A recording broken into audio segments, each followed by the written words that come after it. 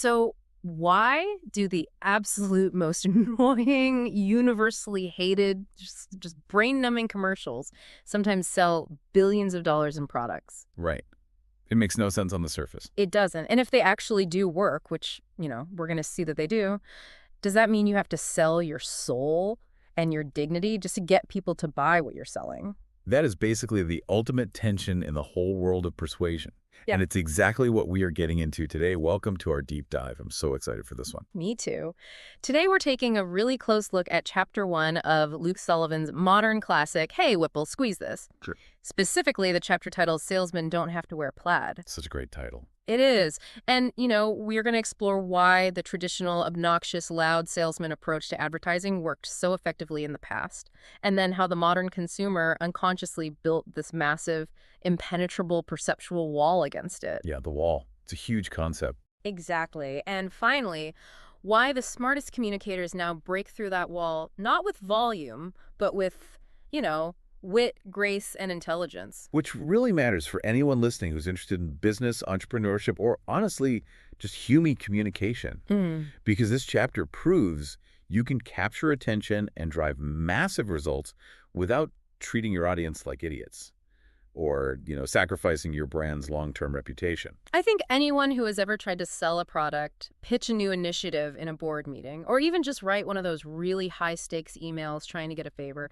has felt this exact tension. Oh, absolutely. You have this desperate need for attention. You need the result. But you also want to be able to look yourself in the mirror at the end of the day. You don't want to feel gross about it. Right. And the source material dives straight into the deep end of this conflict with a concept that we can call the spit-on-the-table theory of advertising, which, on its face, sounds completely unhinged. I mean, it does sound unhinged.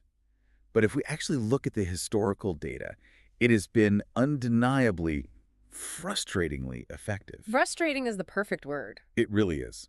So the spit-on-the-table theory represents this brutalist idea that irritating, repetitive, and entirely tasteless marketing can actually force a product into a consumer's memory through sheer blunt force trauma. Blunt force trauma? Yeah, like even if you have cold, hard empirical research showing that literally everyone who sees your message actively despises it, they hate it, it can still move a massive volume of product. Which goes against everything we want to believe about human irrationality. Totally. The mechanism here isn't persuasion. Like, you aren't charming them with wit. You're not convincing them with a really tight logical argument. You are bludgeoning them into cognitive submission. Just wearing them down. Right. The goal is simply to ensure that when they're standing bewildered in the grocery store aisle staring at 50 different options, your brand is the only one echoing in their skull. And there is literally no better example of this bludgeoning than the man in the title of the book himself, Mr. Whipple. Oh, Mr. Whipple. If you grew up in the 1970s, you know exactly who this is. But for anyone listening who didn't, we really need to paint this picture because it's bizarre. It's so bizarre. Please set the scene. Okay, so you're sitting at home, it's the 70s, you're watching your favorite evening lineup, and suddenly this commercial interrupts. You're transported to a grocery store aisle. Right. And there's this fussy, pursed-lipped, highly neurotic grocer named Mr. Whipple. He's looking over the top of his glasses, and he spots two middle-aged women. And these are presumably educated, rational adult women, and they are standing there just rhythmically squeezing rolls of Charmin toilet paper. I mean, the premise itself is inherently absurd. It's insane. It operates in this strange alternate reality where squeezing bathroom tissue is an irresistible, almost taboo temptation. Yes, taboo. So Whipple storms over, wags his finger at them, and scolds, "Please don't squeeze a Charmin." And the women scurry away in deep shame like they've been caught doing something scandalous. And then comes the punchline. Whipple looks around, checks over his shoulder to make sure the coast is clear, and he gives the rolls a few furtive, euphoric squeezes himself. He's a total hypocrite. Exactly. It's hypocritical. It's grating. It is wildly condescending to the consumer. And here's the craziest part about all of this. Procter & Gamble didn't just make one or two of these. Do you know how many they made? Oh, I know the number, and it's horrifying. They aired 504 different versions of this exact same premise. 504. over a period of decades. It's just wild. Yeah. And the data behind that specific campaign is staggering when you look at it through a modern lens. In consumer studies at the time, people didn't just dislike it, they actively hated it. Despised it. Yes. Consumers convicted Mr. Whipple as the absolute most disliked ad campaign of the era. It consistently ranked dead last in believability. People loathed this character with such a passion that inside the ad agency itself, like Benton and Bowles, the people who actually created the campaign, they literally formed internal hit teams. Wait. The agency that created the Golden Goose was trying to kill it? Actively trying to assassinate their own character. Their sole mission, like these specific teams, was to pitch new campaigns that would render Whipple obsolete. That is hilarious. A young writer named Joey Ryman even pitched a concept to the executives called squeeze-enders. Squeeze-enders, like a parody. No, well, kind of. It was structured as a 12-step Alcoholics Anonymous-style support group for troubled souls trying to kick their habit of visiting Whipple's grocery store. Oh my God. The creatives in the agency were desperate to kill off the dynasty because it was, frankly, professionally embarrassing to them. Right, because they want to make art, and instead they're making this guy squeeze toilet paper. But Procter & Gamble refused to pull the plug. Oh, they held on tight. And we know why. Because that irritating, repetitive, agonizingly schmaltzy campaign sold billions of rolls of toilet paper. Billions with a B. Billions. It knocked Scott Tissues out of the #1 spot in the market. In 1975, a national survey found that Mr. Whipple was the second most recognized face in the entire United States. Trailing only behind Richard Nixon, right? Exactly. Richard Nixon, the president. The actor who played Whipple, Dick Wilson, couldn't even eat at a restaurant in New York without waiters hounding him for autographs. It was a cultural phenomenon built entirely on annoyance. Which is just, it brings us right back to the psychological underpinning of the spit on the table concept. Tell me more about where that phrase actually comes from, because it's so visceral. Yeah, so the phrase actually originates from a 1946 novel by Frederick Wakeman called The Hucksters. Okay.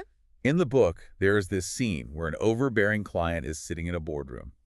Right in the middle of a tense meeting, he just hawks a loogie and spits right on the polished mahogany conference table. Oh, gross. Everyone in the room is frozen in shock.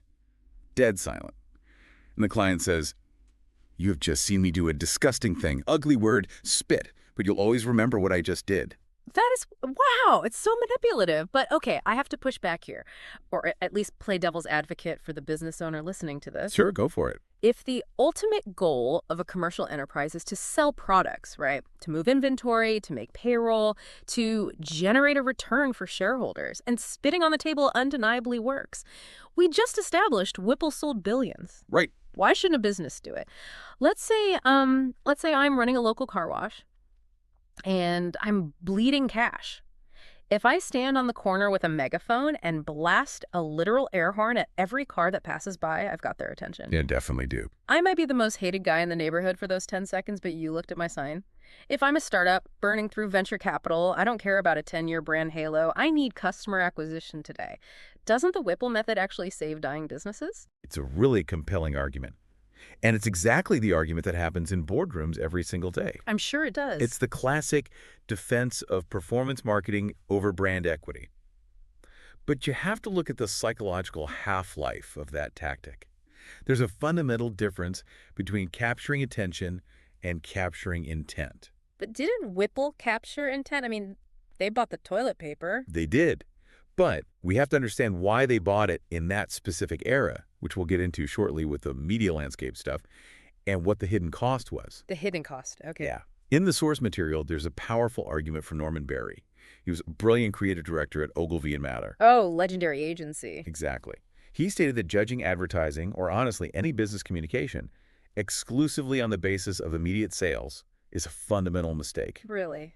Even if sales are the lifeblood? Yes. Now, obviously, he says advertising must sell. If it doesn't sell, it is useless art. But Barry argued that if those sales are achieved with work that is in bad taste or is just intellectual garbage, it shouldn't be applauded. Because it hurts the brand overall. Exactly. Abrasive, stupid advertising might move product today due to the mere exposure effect. The mere exposure effect. Remind me how that works. It's a psychological phenomenon where people develop a preference for things simply because they are familiar with them. The more you see it, the more your brain just accepts it. Right. Okay, so it's like if I hear a terrible pop song on the radio 50 times, by the 51st time, I'm tapping my foot to it in the grocery store. I actively hate myself for it, but I'm doing it. That's it perfectly. Yeah. But while that mere exposure effect drives the immediate transaction, the abrasive nature of the message simultaneously degrades the brand's long-term perception. It damages the underlying relationship between the consumer and the company.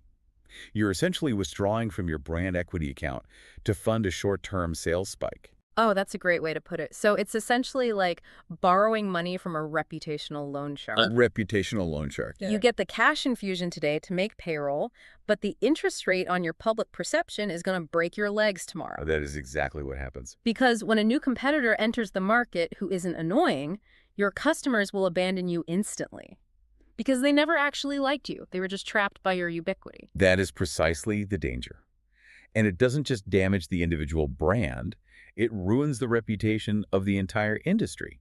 This is exactly why, year after year, advertising practitioners and marketers routinely trade last place in public trust polls with used car salesmen and politicians. That makes so much sense. We intuitively distrust the people who are just yelling at us. Right, and the author of our source, Luke Sullivan, states very clearly that, as an idea, Whipple isn't good. And his reasoning isn't just about financial metrics or retention rates, it's about dignity. Dignity. He says, it isn't good because you can't look your kids in the eye and be proud of making it. That really strikes a chord. It's the human element behind the business strategy. If you're a manager or an entrepreneur listening to this, you have to ask yourself, if you're prioritizing a short-term metric like getting a quick click on a highly sensationalist clickbait email subject line at the expense of your long-term public trust. Or using a bait-and-switch pricing tactic just to get a quick sale. Exactly. But you know, that tension is exactly why I feel like we can't just write off the executives who approved Mr. Whipple as malicious or stupid. Okay, definitely weren't stupid. Right. They were highly educated business people. So we have to explore the boardroom dynamics that actually cause a group of highly intelligent professionals to greenlight something they know is actively annoying. It comes down to fear. A deep-seated corporate fear of risk. Say more about that. When you are a chief marketing officer and you're managing a $100 million budget, creativity feels inherently risky because it is so subjective. Right. Art is subjective. But annoyance, on the other hand, is measurable. Frequency is measurable. Brute force is a mathematical equation. It feels safer to an executive to bet on a statistically proven annoyance than to take a leap of faith on a piece of nuanced, witty art that a focus group might misinterpret. So they retreat to the safety of the spreadsheet. Exactly. If we hammer them over the head 504 times, the math says we will get a 4% conversion rate. It's safe. But that survival tactic only works if the environment stays static, right? If the consumer continues to just sit there and take the bludgeoning. But they didn't. No, the consumer eventually adapted. They absolutely adapted. The Whipple approach didn't just happen in a vacuum. It was a desperate reaction to a rapidly changing media landscape. Okay, let's get into this because this is where the history gets really interesting. When communication channels get too crowded, when the noise becomes completely deafening, human neurology adapts. Consumers unconsciously build a perceptual filter to block out the overwhelming stimuli. In the advertising industry, they refer to this psychological defense mechanism as the wall. The wall. I find the concept of the wall so fascinating because it perfectly explains modern internet behavior, even though this book is rooting its history in television and print. Oh, it's more relevant now than ever. Totally. But to really grasp the thickness of the wall, we have to look at the baseline. We have to rewind to the golden era of the 1950s. The Mad Men era. Exactly. Back then, there was virtually no clutter. A brand could buy a 2-minute ad spot on the Ed Sullivan Show, and pretty much the entire American middle class would sit down in their living rooms and watch the message. Undivided attention. Undivided. There were only a few big brands of aspirin, a couple of dominant soft drinks, a handful of car manufacturers.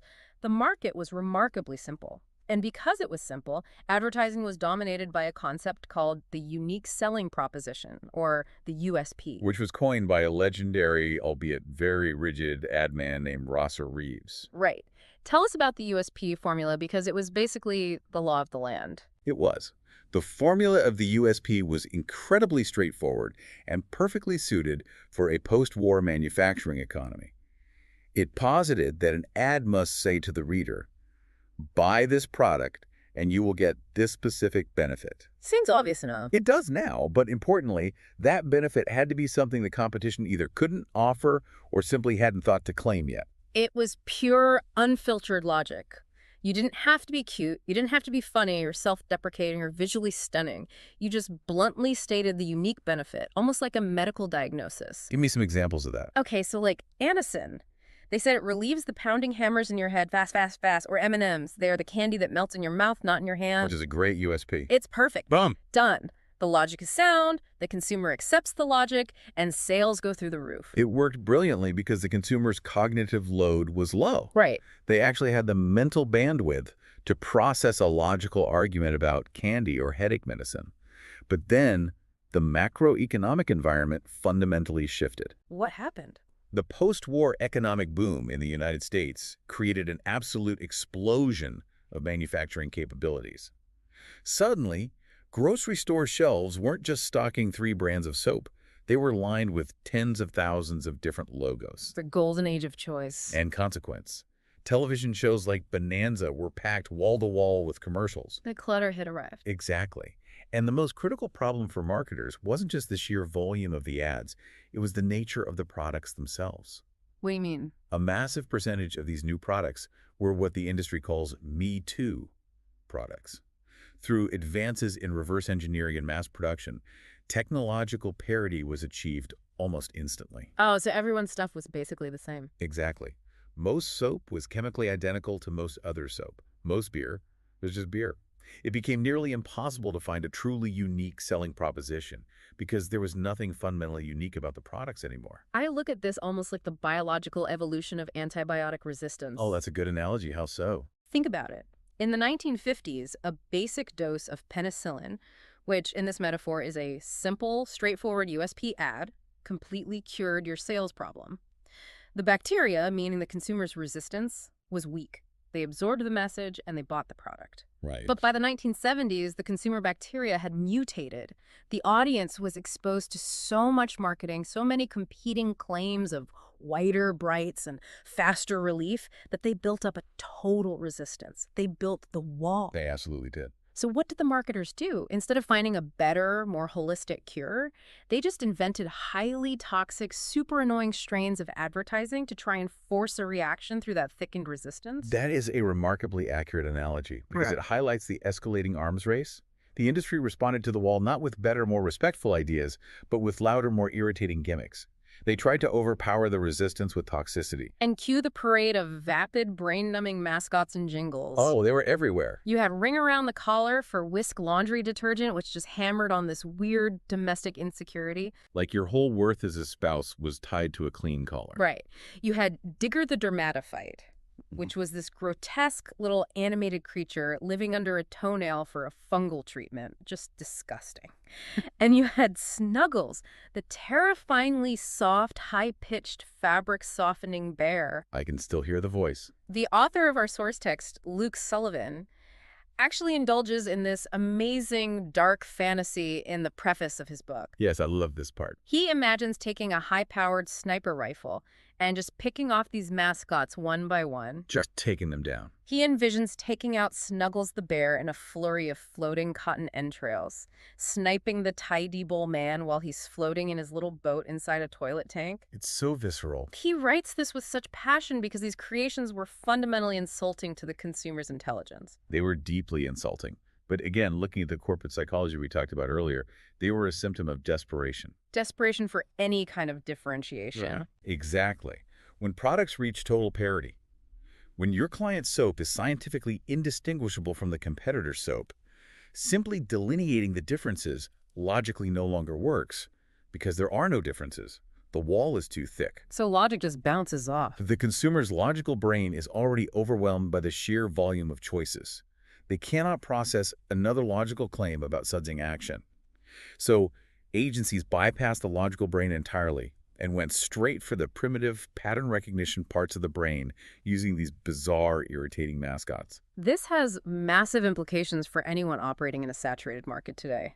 I mean, think about it. If you are a real estate agent and there are 1,000 other real estate agents in your city with the exact same access to the MLS, Right. yelling, I offer great customer service, it's Yeah. going to bounce right off the wall. It's a non-differentiator. It's the equivalent of whiter brights. Because everyone says it. Yes. Or if you are launching a B2B software product that has the exact same feature set as 3 established competitors, writing a white paper about your seamless integration is useless. You have to assume your target audience is actively, subconsciously filtering you out. They do not want to hear your logic. Which brings us to the ultimate strategic impasse. Okay, what do we do? Well, if you cannot logically argue your way past the wall because of product parity, and if shouting and irritating the customer with toxic gimmicks ultimately degrades your brand equity and makes you hate your own job, what is left? Are we just stuck choosing between being ignored and being despised? That is the exact corner the industry painted itself into. Yeah. And it sets the stage perfectly for the alternative. You don't have to choose between being ignored and being a huckster. There is a third path. Thank goodness. And it leads us to a pivotal moment in the history of persuasion, the philosophy of Bill Bernbach and the creative revolution of the 1960s. I am so excited to talk about Bernbach. Bill Bernbach is arguably the most important figure in modern advertising because he fundamentally rewired how businesses talk to people. He proved that you don't have to sacrifice wit, grace, or intelligence to increase sales. He proved you could be smart and profitable. In fact, he proved that treating the customer with profound respect is actually a far more lethal and effective weapon than the plaid coat, used car salesman routine. The Bernbach alchemy, I love digging into this because it feels so counterintuitive to the spreadsheet-obsessed business mindset we have today. Bernbach wasn't a data guy, right? He was an intuition guy. He was a master of human nature. Yeah. Bernbach articulated something profound about the limits of logic and persuasion. He said, and this is a direct quote from the source material, "You can say the right thing about a product and nobody will listen, but you've got to say it in such a way that people will feel it in their gut. Because if they don't feel it, nothing will happen." That completely flips how I think about corporate communication. If they don't feel it, nothing will happen. It means all those feature-heavy spec sheets we send to clients, all those perfectly crafted, logical arguments about ROI and synergy, they're essentially useless if they are delivered without an emotional hook. They might be factually accurate, but they are emotionally sterile. Factually accurate, but emotionally sterile. That is the perfect way to describe the advertising Bernbach was rebelling against. Exactly. And Bernbach and his agency, Doyle Dane Bernbach, which became legendary as DDB, put this philosophy into practice most famously with their 1960s advertisements for Volkswagen. We really need to dissect this campaign to understand how it dismantles the wall. Let's do it, because the context of the car market in the late 50s and early 60s makes this so much better. American car culture at that time was all about excess. Total excess. The ads featured giant, chrome-covered land yachts with massive tail fins. The artwork was usually these exaggerated, stretched-out illustrations to make the cars look like rocket ships. Very aspirational. Very. The copy was shouting about luxury, horsepower, and status. It was all chest-beating. And into this market comes the Volkswagen Beetle. Right. A tiny, underpowered, weird-looking German car with the engine in the back. It was essentially the antithesis of the American dream. From a purely logical USP standpoint, the Beetle was a nightmare to sell to an American audience just 15 years after World War II. Oh, right. The history there, too. Yeah. If you tried to sell it using Rosser-Ree's formula, you'd fail, because it couldn't compete on the established metrics of luxury or speed.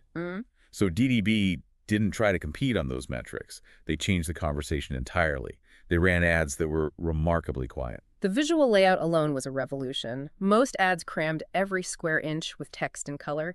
DDB used massive amounts of white space, just a sea of empty space, with a tiny, unretouched black and white photograph of the Beetle sitting in the corner. Just sitting there. And then the headline, they didn't call it a luxury vehicle. They didn't shout about how fast it was. They ran a headline that just said, "Lemon." Lemon. To call your own client's product a lemon in a national advertisement was unthinkable. Still is. But if you read the copy beneath it, it explained that this specific car in the picture was rejected by the factory inspector, Kurt Kroner, because the chrome strip on the glove compartment was blemished. A tiny blemish. Right. The ad then detailed the obsessive, neurotic quality control at the Volkswagen plant. It concluded that because they reject the lemons, you get a masterpiece. It's brilliant judo. It takes a perceived weakness, that the car is simple and utilitarian, and flips it into a profound strength. It really is. Another famous one was think small. Again, taking the very thing the American consumer was programmed to hate smallness and turning it into an intellectual virtue. These ads didn't yell. They were intelligent, clean, visually beautiful, and profoundly human. They spoke with a witty, self-deprecating tone. Right. They effectively said, we know this isn't a flashy car. You know this isn't a flashy car. Let's just be honest with each other. They treated the consumer like a smart, rational friend rather than a walking wallet. And by employing that self-deprecation, they bypass the wall entirely. The wall is designed to deflect incoming sales pitches. When a salesman approaches you aggressively, your guard goes up. Obviously. But when someone approaches you with vulnerability, with a self-deprecating joke, your psychological defenses automatically lower. It is a biological response.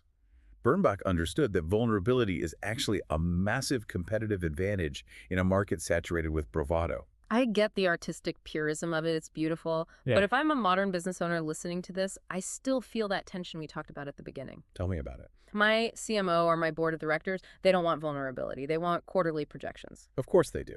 There's a brilliant quote in the text by a guy named John Ward from an English ad agency that perfectly captures this boardroom friction. He said, advertising is a craft executed by people who aspire to be artists, but is assessed by those who aspire to be scientists. I cannot imagine any human relationship more perfectly designed to produce total mayhem. It is the eternal struggle. I feel that in my bones. It is the eternal struggle between the creative department and the analytics department. So how is a regular business person supposed to balance this? How do you take the cold research of a unique selling proposition, the facts, the data, the features that the scientists demand, and combine it with the hot creativity of Bernbach's alchemy without getting fired? It is the most difficult tightrope walk in business.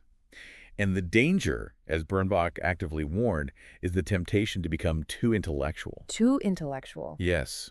When we try to be purely scientific about human communication, we inevitably overanalyze. We rely on focus groups, A/B testing, and data sheets to dictate our messaging. It feels safe. It feels safe, but focus groups are notoriously risk-averse. They will always steer you toward the safe, boring middle ground. Bernbach said, the more intellectual you grow, the more you lose the great intuitive skills that really touch and move people. So you're saying that over-indexing on data actually kills persuasion? Yes, because positioning a brand, logically figuring out exactly what demographic space you occupy in the market is only half the battle. It is necessary, but it is insufficient. The missing ingredient, the thing that actually crosses the wall, is the alchemy of human emotion. You have to translate the data into a feeling. Think about a brand like Nike. Nike is the perfect modern parallel to DDB's Volkswagen. Exactly. Nike doesn't just sell shoes logically. They don't run primetime television spots saying, our proprietary EVA foam sole provides 14% more arch support and a 2mm thicker heel drop than our leading competitor. Which would be the purely scientific approach. Right. And it's incredibly boring. Nobody buys a shoe because of a 2mm heel drop stat. It's boring, and it doesn't move people. As Dan Wheaton, the legendary co-founder of Nike's ad agency Wheaton plus Kennedy, once said, brands are verbs. Brands are verbs. I like that. Nike doesn't just sell apparel. Nike exhorts. They inspire. They tap into a universal human intuition, the desire for athletic greatness, the internal struggle against our own laziness, the triumph of pushing your physical limits. Yeah, you watch those ads and you want to go run a marathon. Right. When you watch a great Nike ad, they aren't selling you the science of the shoe. They're selling you the intuition of the athlete. They are making you feel something in your gut, just as Bernbach demanded. So if you're listening to this and you're drafting a pitch or building a landing page, the practical takeaway here is that perfect logic is completely unpersuasive if it's boring. Exactly. You can have the absolute best product on the market, the most ironclad logical argument, the most competitive pricing matrix. But if you deliver it like a scientist reading a spreadsheet in a monotone voice, no one is going to act. To move people to action, your message must combine a sound strategic truth with a delivery mechanism that hits them right in the emotional center. You have to find the poetry in your product. But that raises the next, very pragmatic hurdle. Oh, yeah. What's that? How do we actually generate those human gut-level ideas? If we know we need emotional resonance, how do we find that alchemy when we're staring at a blank screen on a Tuesday morning? And crucially, How do we do it without resorting to cheap tricks?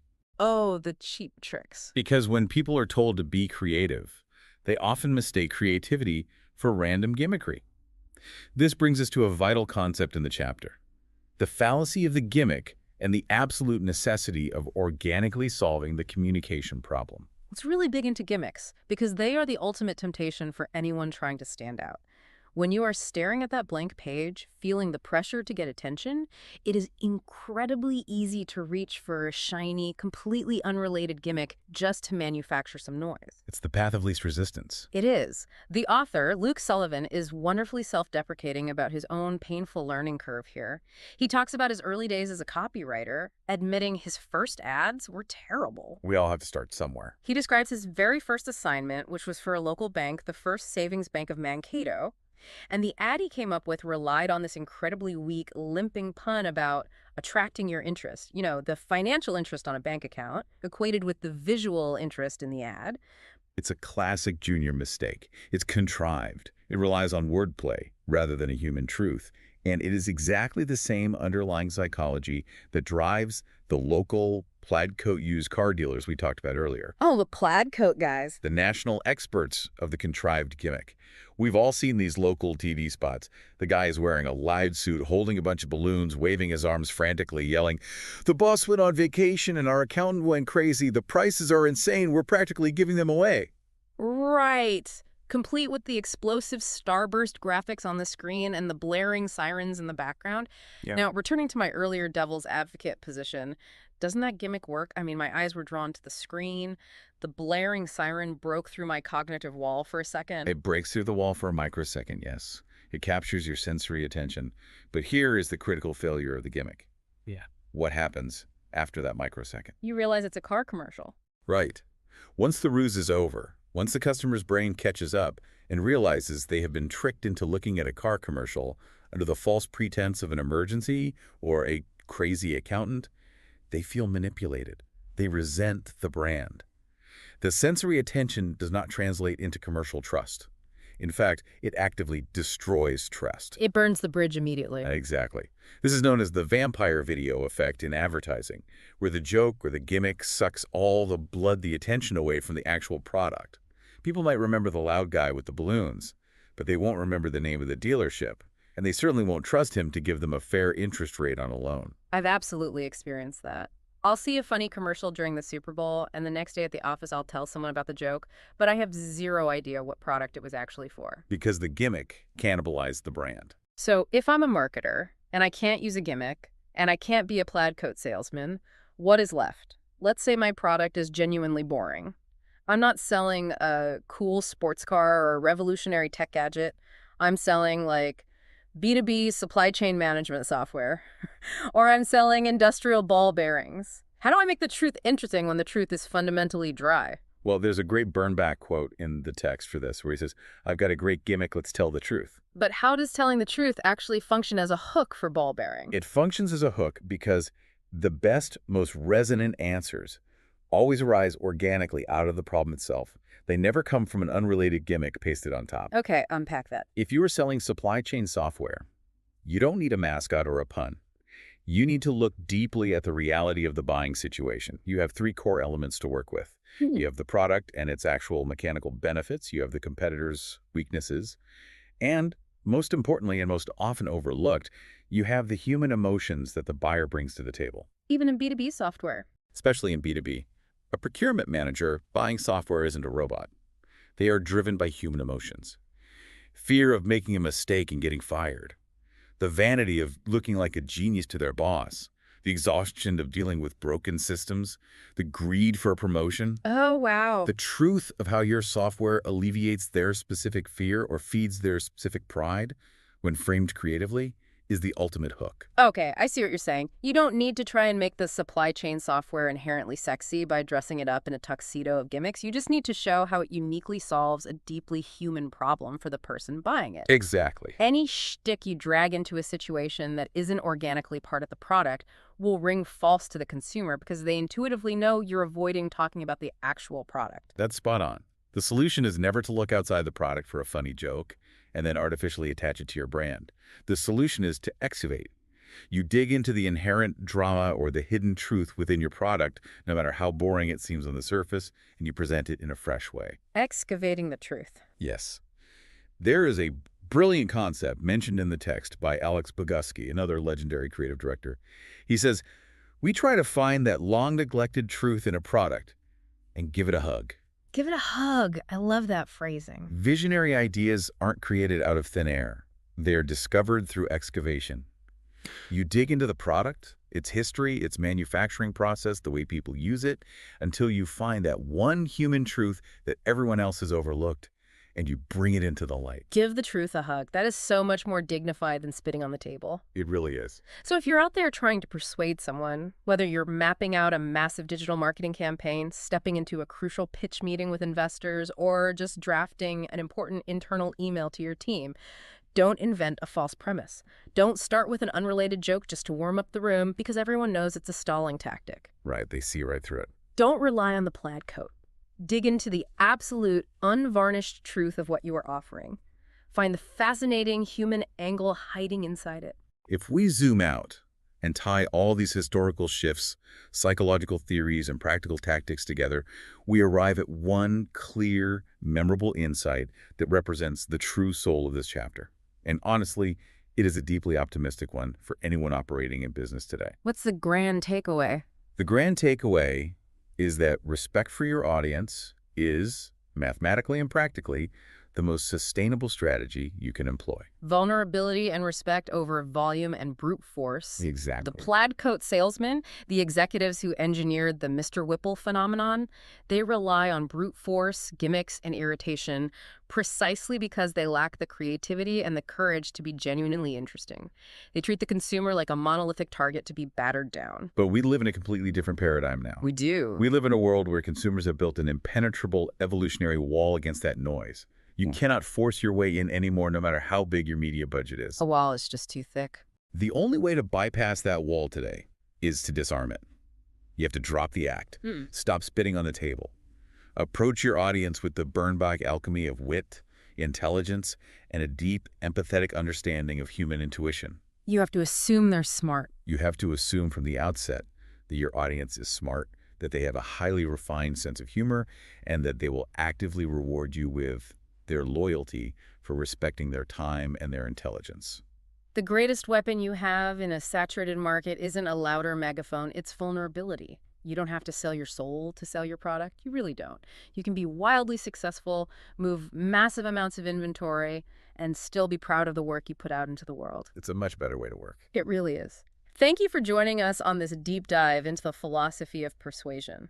Now that we know why we shouldn't wear the plaid coat, and why the loud salesman is ultimately a doomed strategy, how exactly do we go about finding those brilliant, authentic, organic ideas? That's the hard part. Join us next time as we stare down the terrifying reality of the blank page and discover why the greatest weapon in your modern business arsenal is simply a sharply pointed pencil. I mean, nobody wants to see what you are about to put down on paper. Right. Like, people not only dislike your message, they're actively building up an immunity to it.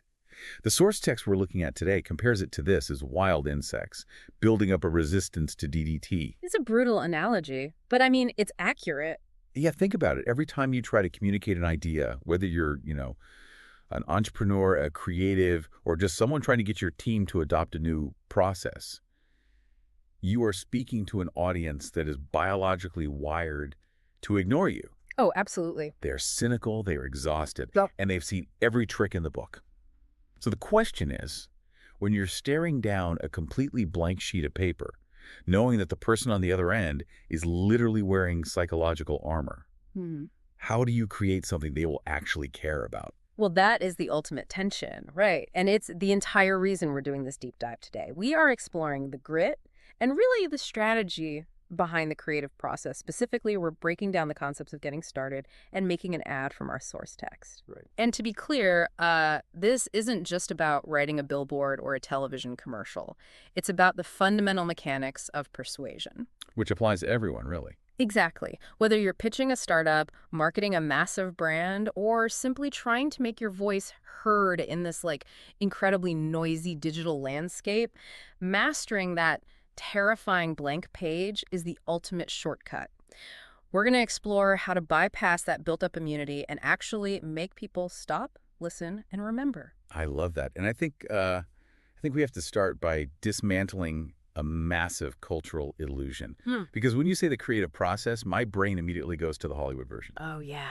The movie version. We've all seen this movie. The creatives are in some wildly colorful office, sitting on beanbag chairs. Maybe there's a guy lightly strumming a vintage acoustic guitar in the corner. Right, someone throws a dart at a board. Exactly. Throws a dart, makes a witty, sarcastic comment, and suddenly, boom, they've solved a complex, multi-million-dollar business problem. It looks entirely effortless, like a cocktail party where genius just, I don't know, organically materializes out of the ether. It is a beautifully seductive image, and it is almost entirely false. Yeah. The reality outlined in the text is far more brutal. It's highly unglamorous, and it involves a lot of staring into the abyss. The abyss, yeah. The day-to-day existence of someone whose actual job is to generate ideas on demand is less like a party and more like a grind. The source describes it as sitting in a painfully quiet room. You're just staring at the bottom of your partner's disgusting tennis shoe. That specific detail is so funny to me. Right. And you're talking about movies or what you had for lunch just to avoid the looming deadline. Just waiting in absolute dread for the traffic coordinators to knock on the door and demand the work that you haven't actually figured out yet. That sounds miserable, honestly. There is a great quote referenced in the text from the sports writer Red Smith. He said, there's nothing to writing. All you do is sit down at a typewriter and open a vein. Open a vein, wow. Which completely strips away the romance of it. It's not a muse descending from the heavens to bless you with a finished concept. No, not at all. It is a deliberate, often agonizing excavation. And what's fascinating is that the text points out that this excavation actually has a structure. It outlines a 5-step process for idea generation that was originally developed by an advertising executive named James Webb Young, all the way back in the 1940s. And what's remarkable is how perfectly that 1940s framework holds up today, regardless of the technology we use. Human brains haven't changed? Exactly. The medium changes, but human cognition doesn't. Young's 5 steps are incredibly specific. Step 1 is gathering raw material, both specific information about your product and general information about life and the world. Okay, so research. Right.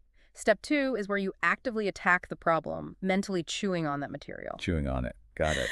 Then step 3 is the hardest for a lot of ambitious people. You drop it entirely. You walk away and let your subconscious mind work on it. Oh, that is hard. You just stop working. You have to, because step 4 is the eureka moment, which usually happens when you're doing something entirely unrelated, like taking a shower or driving. Right, when you're not forcing it. And then step 5 is taking that raw idea out into the cold, harsh light of day and figuring out how to implement it without ruining it. Okay, let's unpack this a bit, because I want to focus on step 2. That seems to be where the actual heavy lifting happens. It is. You've done the research, you know the product, and now you have to, actively attack the problem. Yeah. But the text is very careful to distinguish this from what we typically call brainstorming today. Yes, very different. It's not that aimless blue sky, there are no bad ideas session where people just throw words at a whiteboard. Yeah. The author Joseph Heller is quoted in the source calling this phase a directed reverie. Directed reverie. It's such a precise phrase. It really is. A reverie implies a state of being pleasantly lost in one's thoughts, right? Almost a daydream. But the word directed anchors it. So it's not just spacing out. No, it is not the mental equivalent of bad modern dance, where you are just flailing around hoping to stumble into a moment of artistic expression. You are letting your mind wander, yes, but it is wandering within a very specific, heavily fortified perimeter. You are daydreaming with a ruthless business purpose. But if we know this is the process, if James Webb Young laid it out 80 years ago, and we know we just have to engage in this directed reverie, why is sitting down to actually do it still so agonizing? That's the million-dollar question. I mean, seasoned professionals with decades of experience still talk about the physical nausea of facing a blank page. If it's just a process, shouldn't it get easier? The source brings up a quote from the movie Bull Durham to explain this tension, saying, you've got to play this game with fear and arrogance. And I'm so glad you brought that up, because understanding the psychology of that paralysis is crucial. Let's look at the arrogance side first. Okay, arrogance. Think about the sheer, almost delusional level of ego required to sit down in an empty room and truly believe that you, just you, with a pen and paper, can craft a message that will successfully interrupt the lives of 10 million people. It is kind of crazy when you put it like that. It is. You are essentially saying, my thought is so profound, so entertaining, or so useful that millions of people should stop what they are doing and pay attention to me. If you don't have that baseline arrogance, you won't even try. You just apologize for taking up their time. You'd be like, sorry to bother you with my little ad. Exactly. But if you only have arrogance, you become a hack. Right. You produce lazy, self-indulgent, derivative work because you assume everything you touch is gold. The arrogance has to be kept in check by a massive, looming sense of fear. The fear of producing absolute garbage. Yes, the fear of failure, the fear that the audience will see right through you, the fear that you are going to waste the client's money. Yeah, the stakes are high. That fear is the engine that drives the directed reverie. It forces you to dig deeper, to ruthlessly question your first instincts, and to push way past the obvious cliché answers that your brain automatically serves up to get you out of the uncomfortable situation. The blank page is terrifying because it represents pure potential and absolute judgment simultaneously. Wow. Pure potential and absolute judgment. Yeah. It's deeply reassuring to realize that this fear isn't a sign of incompetence. If you're terrified of the blank page, it means your internal quality control is working. Exactly. It's a feature, not a bug. You aren't waiting for a muse. You are actively engaging in this push and pull between believing you can do something great and being terrified that you won't. So to you listening, accept the grind. The fear means you care. And that leads us to the next massive hurdle, because even if you conquer the fear, sit down, and engage in that directed reverie, you can still fail completely if you don't understand the environment you are launching this idea into. The environment, meaning the market. Well, more specifically, the geography of your customer's mind. Before you put a single mark on that blank page, you have to understand that geography. Which is where the concept of mental real estate comes in. The text dives into the theory of positioning, popularized by Al Ries and Jack Trout. And honestly, this fundamentally shifted how I think about communication. It's a game changer. Because we tend to think of the consumer's brain as this, infinitely expandable cloud storage drive. We assume that if we just explain our product clearly enough, they will create a new little folder in their brain just for us. But Ries and Trout argue the opposite. They argue that cognitive space is incredibly finite. Our brains are bombarded with thousands of commercial messages every single day. To prevent ourselves from going insane, we categorize and severely limit what we retain. We have to, or we'd overload. Ries and Trout posited that for any given product category, whether that is luxury cars, enterprise software, or fast food, the average consumer's brain only has room for about 3 brands. That's it. 3 slots on the ladder. If you are not occupying one of those top 3 slots for all practical purposes in the marketplace, you do not exist. That is brutal. Only 3 slots. And the way consumers fill those 3 slots is fascinating, especially when you look at how different human behavior is in an artificial setting versus the real world. Oh, the focus group example. Yes, the source gives this incredibly funny but devastatingly accurate example about focus groups. It points out that if you put a group of consumers in a conference room behind a two-way mirror, pump them full of M&Ms and Dr. Pepper, and ask them to analyze how they choose a car, they will give you a performance. They will intellectualize the process because the environment demands it. They feel they owe the moderator a sophisticated answer to justify being there. Exactly. They'll sit there and talk for hours about torque, fuel economy, resale value, and the ergonomic design of the interior console. They make it sound like buying a car is a deeply rational, multi-layered scientific process. Which we know it isn't. Right. But the text contrasts this with what happens if you walk up to a regular guy in a bar and ask him about cars. If you ask the guy in the bar about a Jeep, he strips away all that focus group nonsense instantly. He gives you exactly one word, an adjective. Jeep is tough. Duff. Porsche's fast. Volvo is safe. This is a perfect illustration of cognitive heuristics. In the real world, consumers do not have the time or the mental energy to retain complex spreadsheets of product features.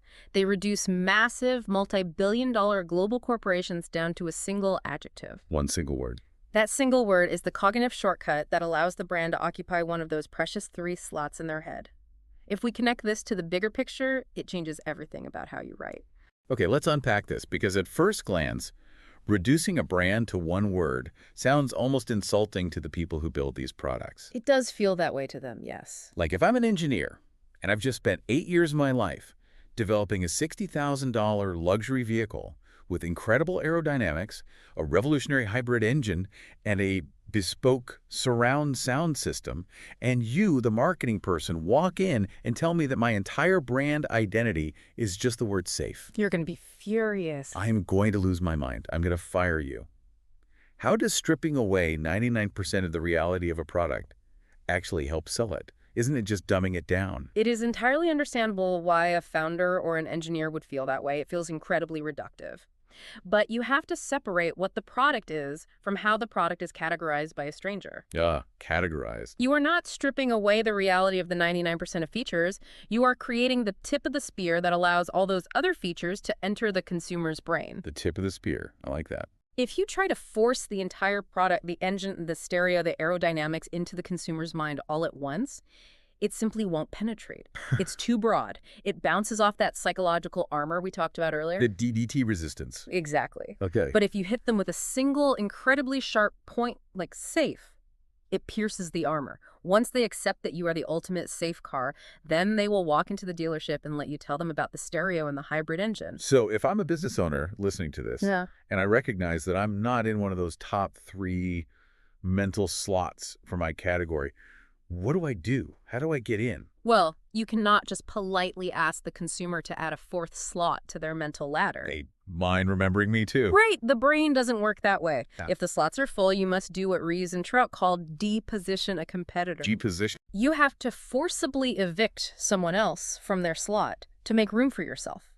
And you absolutely cannot achieve that kind of cognitive hostile takeover if your message is, we are a little bit of everything. You must define your single weaponized adjective. What is the one word that describes the absolute core of what you do better than anyone else in the world? Finding that word seems like it would be the hardest part. I can imagine a lot of leadership teams just locking themselves in a conference room for a weekend retreat and trying to invent an adjective. Oh, it happens all the time. They look at the current market trends and say, okay, consumers really like the word innovative right now. Let's be innovative. Right. Or maybe synergistic. Let's just claim that word. And that is precisely how you end up with a bankrupt strategy that consumers instantly see through. You do not invent your adjective, you excavate it. Excavate, like digging for it. It has to be an objective truth about the product. The text leans heavily here on the philosophy of Bill Bernbach, who is widely considered one of the most important figures in the history of advertising. Bernbach had a core belief that the magic is in the product. He despised the idea of slapping a clever invented gimmick onto a mediocre item. The source mentions his insistence on taking the factory tour. Exactly. Bernbach believed that the creative team had to get steeped and absolutely saturated in the reality of whatever they were selling.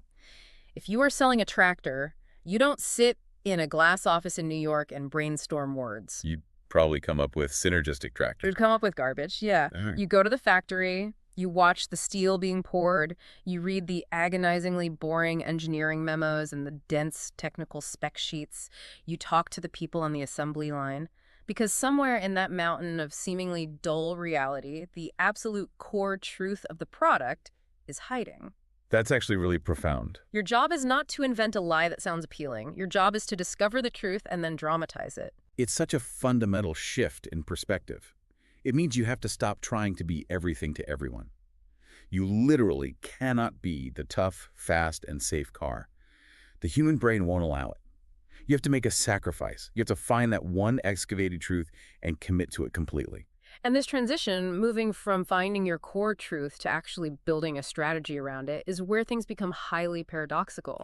Because once you define your adjective, you have to build a framework to protect it. But people often profoundly misunderstand the relationship between strategy and creativity. This is a major friction point. Here's where it gets really interesting, because we culturally associate creativity with absolute boundless freedom. We do. We think of the painter staring at a completely blank canvas, able to do anything in the world. But the text argues that in the realm of applied creativity, where you're trying to persuade an audience to take action, total freedom is actually your worst enemy. It is a terrifying prospect. Total freedom. Yeah. If I hand you a piece of paper and say, write a story about absolutely anything in the universe, the sheer volume of infinite choices will likely paralyze you. Oh, I'd stare at it for an hour. You'd debate whether it should be a sci-fi epic or a romantic comedy. But if I say, write a story about a green dog who loses his favorite bone on a rainy Tuesday, your brain immediately starts firing. The constraints act as a pressure cooker for the imagination. The source illustrates this beautifully with a quote from the poet T.S. Eliot. He said, when forced to work within a strict framework, the imagination is taxed to its utmost. Given total freedom, the work is likely to sprawl. It is so deeply counterintuitive, especially for creative people who naturally resist being fenced in. A tight strategy, a strict framework actually forces you to make creative leaps you never would have made otherwise. Right. If you know you must communicate the concept of safe and you cannot talk about speed or price, your brain is forced to find a highly original way to dramatize safety. The constraint is the catalyst. But the text is also careful to point out the danger of the other extreme.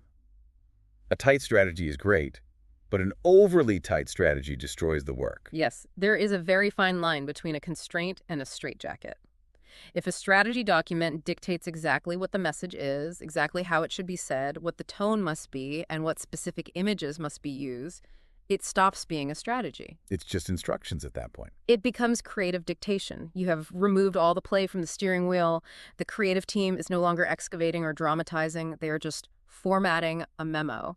The creative process suffocates under that kind of micromanagement. So how do you find that balance? How do you ensure you are staying true to the strict framework without just boring the audience to tears? Because that happens a lot. It does, and the source uses this incredible visual model from Bill Bernbach again. He imagined a Venn diagram with two overlapping circles. Yeah, two circles. On the left side, you have the concept of saying the right thing. On the right side, you have saying it the right way. And Bernbach summed it up with this brilliant quote. He said, "Dullness won't sell your product, but neither will irrelevant brilliance." Dullness versus irrelevant brilliance. I love that. That Venn diagram is arguably the most important compass you can have when evaluating your own work. Let's break down those two circles because they represent the two most common ways people fail when staring at the blank page. Okay, let's hear it. The first failure is dullness. Dullness happens when you are firmly planted in the circle of saying the right thing. You have your single adjective, you have your strategy, and you communicate it with absolute literal accuracy. But you do it in a way that is utterly devoid of emotion, surprise, or humanity. It's the equivalent of handing the consumer a spec sheet. Exactly. Like if I'm selling a vacuum cleaner and my adjective is powerful, a dullness ad would just be a picture of the vacuum with a headline that says, features a 12-amp motor and supreme suction. Which is terribly boring. Right. It is strategically correct, it is factually accurate, Yeah. and it is completely invisible to the consumer because they are dying of boredom. Precisely. You are speaking to the logical brain, but human beings make decisions emotionally and justify them logically. If you don't engage them emotionally, your facts don't matter. Now, on the other end of the spectrum, you have the much more seductive failure, irrelevant brilliance. Oh, this one is sneaky. It is. This occurs when the creator becomes so obsessed with the circle of saying it the right way, being funny, being visually stunning, being avant-garde, that they completely abandon the strategic truth of the product. We see this all the time, especially during the Super Bowl. You watch a commercial, and it is a cinematic masterpiece.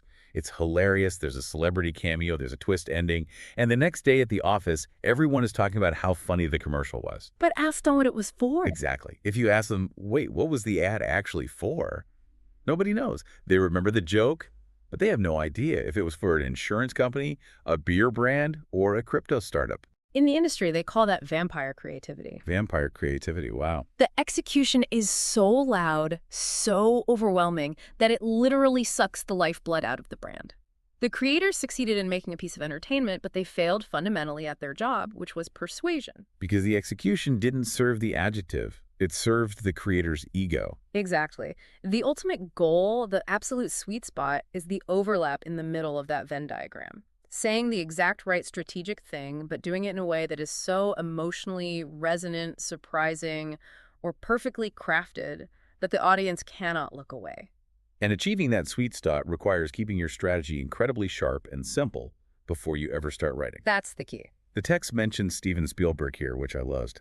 It points out that Spielberg famously preferred movie pitches that could be summed up in a single, tight sentence, like the pitch for E.T. A lost alien befriends a lonely boy to get home. Think about how much discipline that takes. You could spend 3 hours explaining the lore of E.T., the government agents, the mechanics of the spaceship, but Spielberg understood that all of that is execution. That's the stuff that comes later. Right. The strategy is the human core. A lost alien, a lonely boy, A journey home.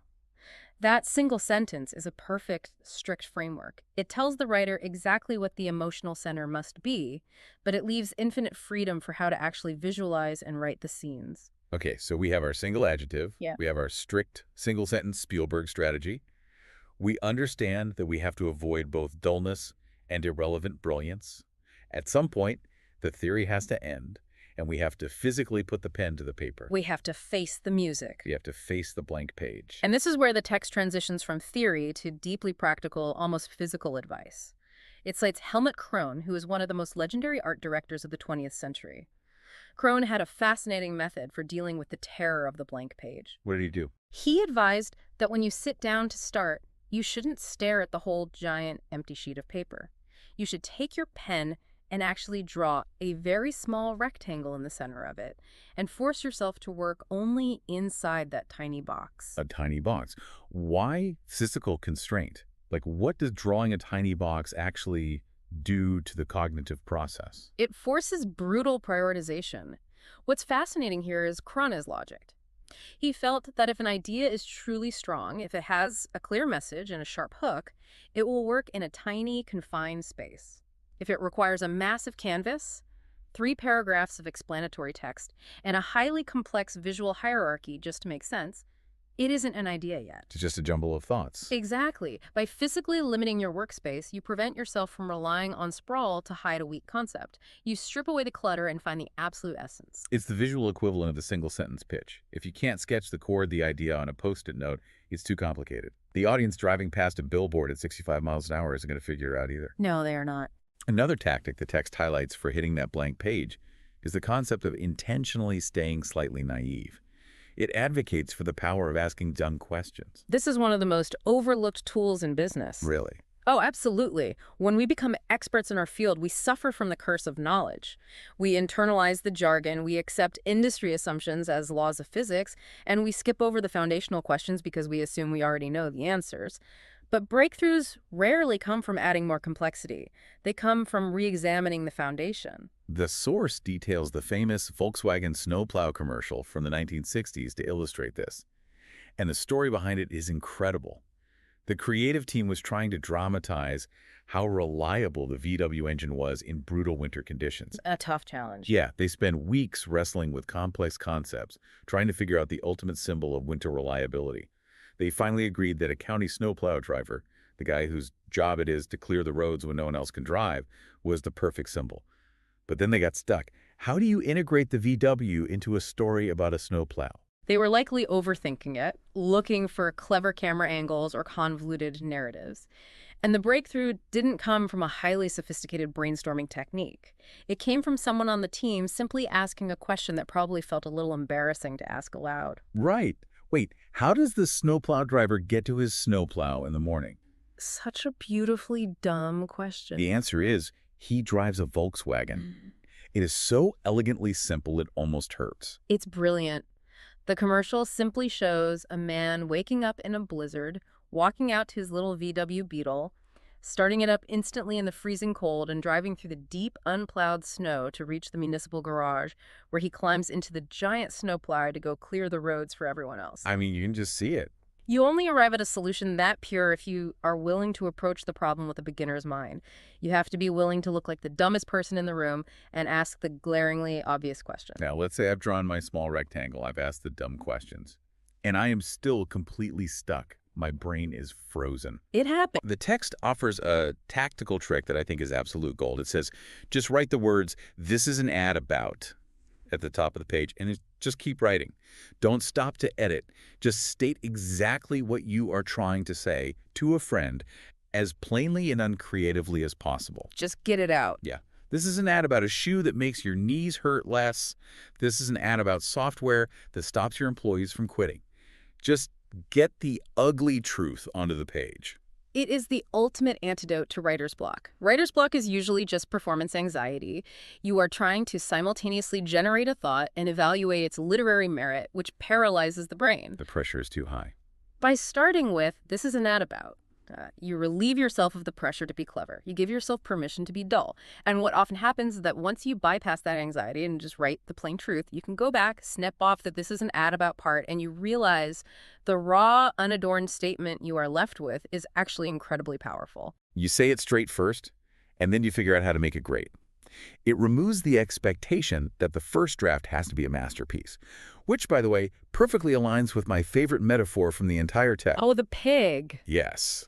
The author compares the messy reality of the creative process to the act of washing a pig. It is such an absurd, visceral image, but it captures the reality perfectly. Because if you have ever tried to wash a pig, or even just wrestle a dog into a bathtub, you know it is not a linear, sanitized procedure. You don't start at the head and systematically work your way down to the tail. Oh, it's a fight. It is absolute chaos. You are slipping around in the mud, the pig is squealing, you are both exhausted, there are no clear rules, no obvious beginning, middle, or end. And when you finally collapse at the end of it, you aren't even entirely sure if the pig is actually clean, or why you were attempting to wash a pig in the first place.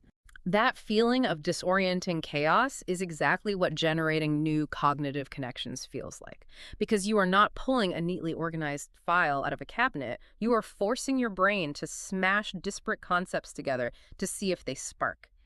It is inherently messy. Super messy. And the biggest mistake people make is trying to sanitize the process too early.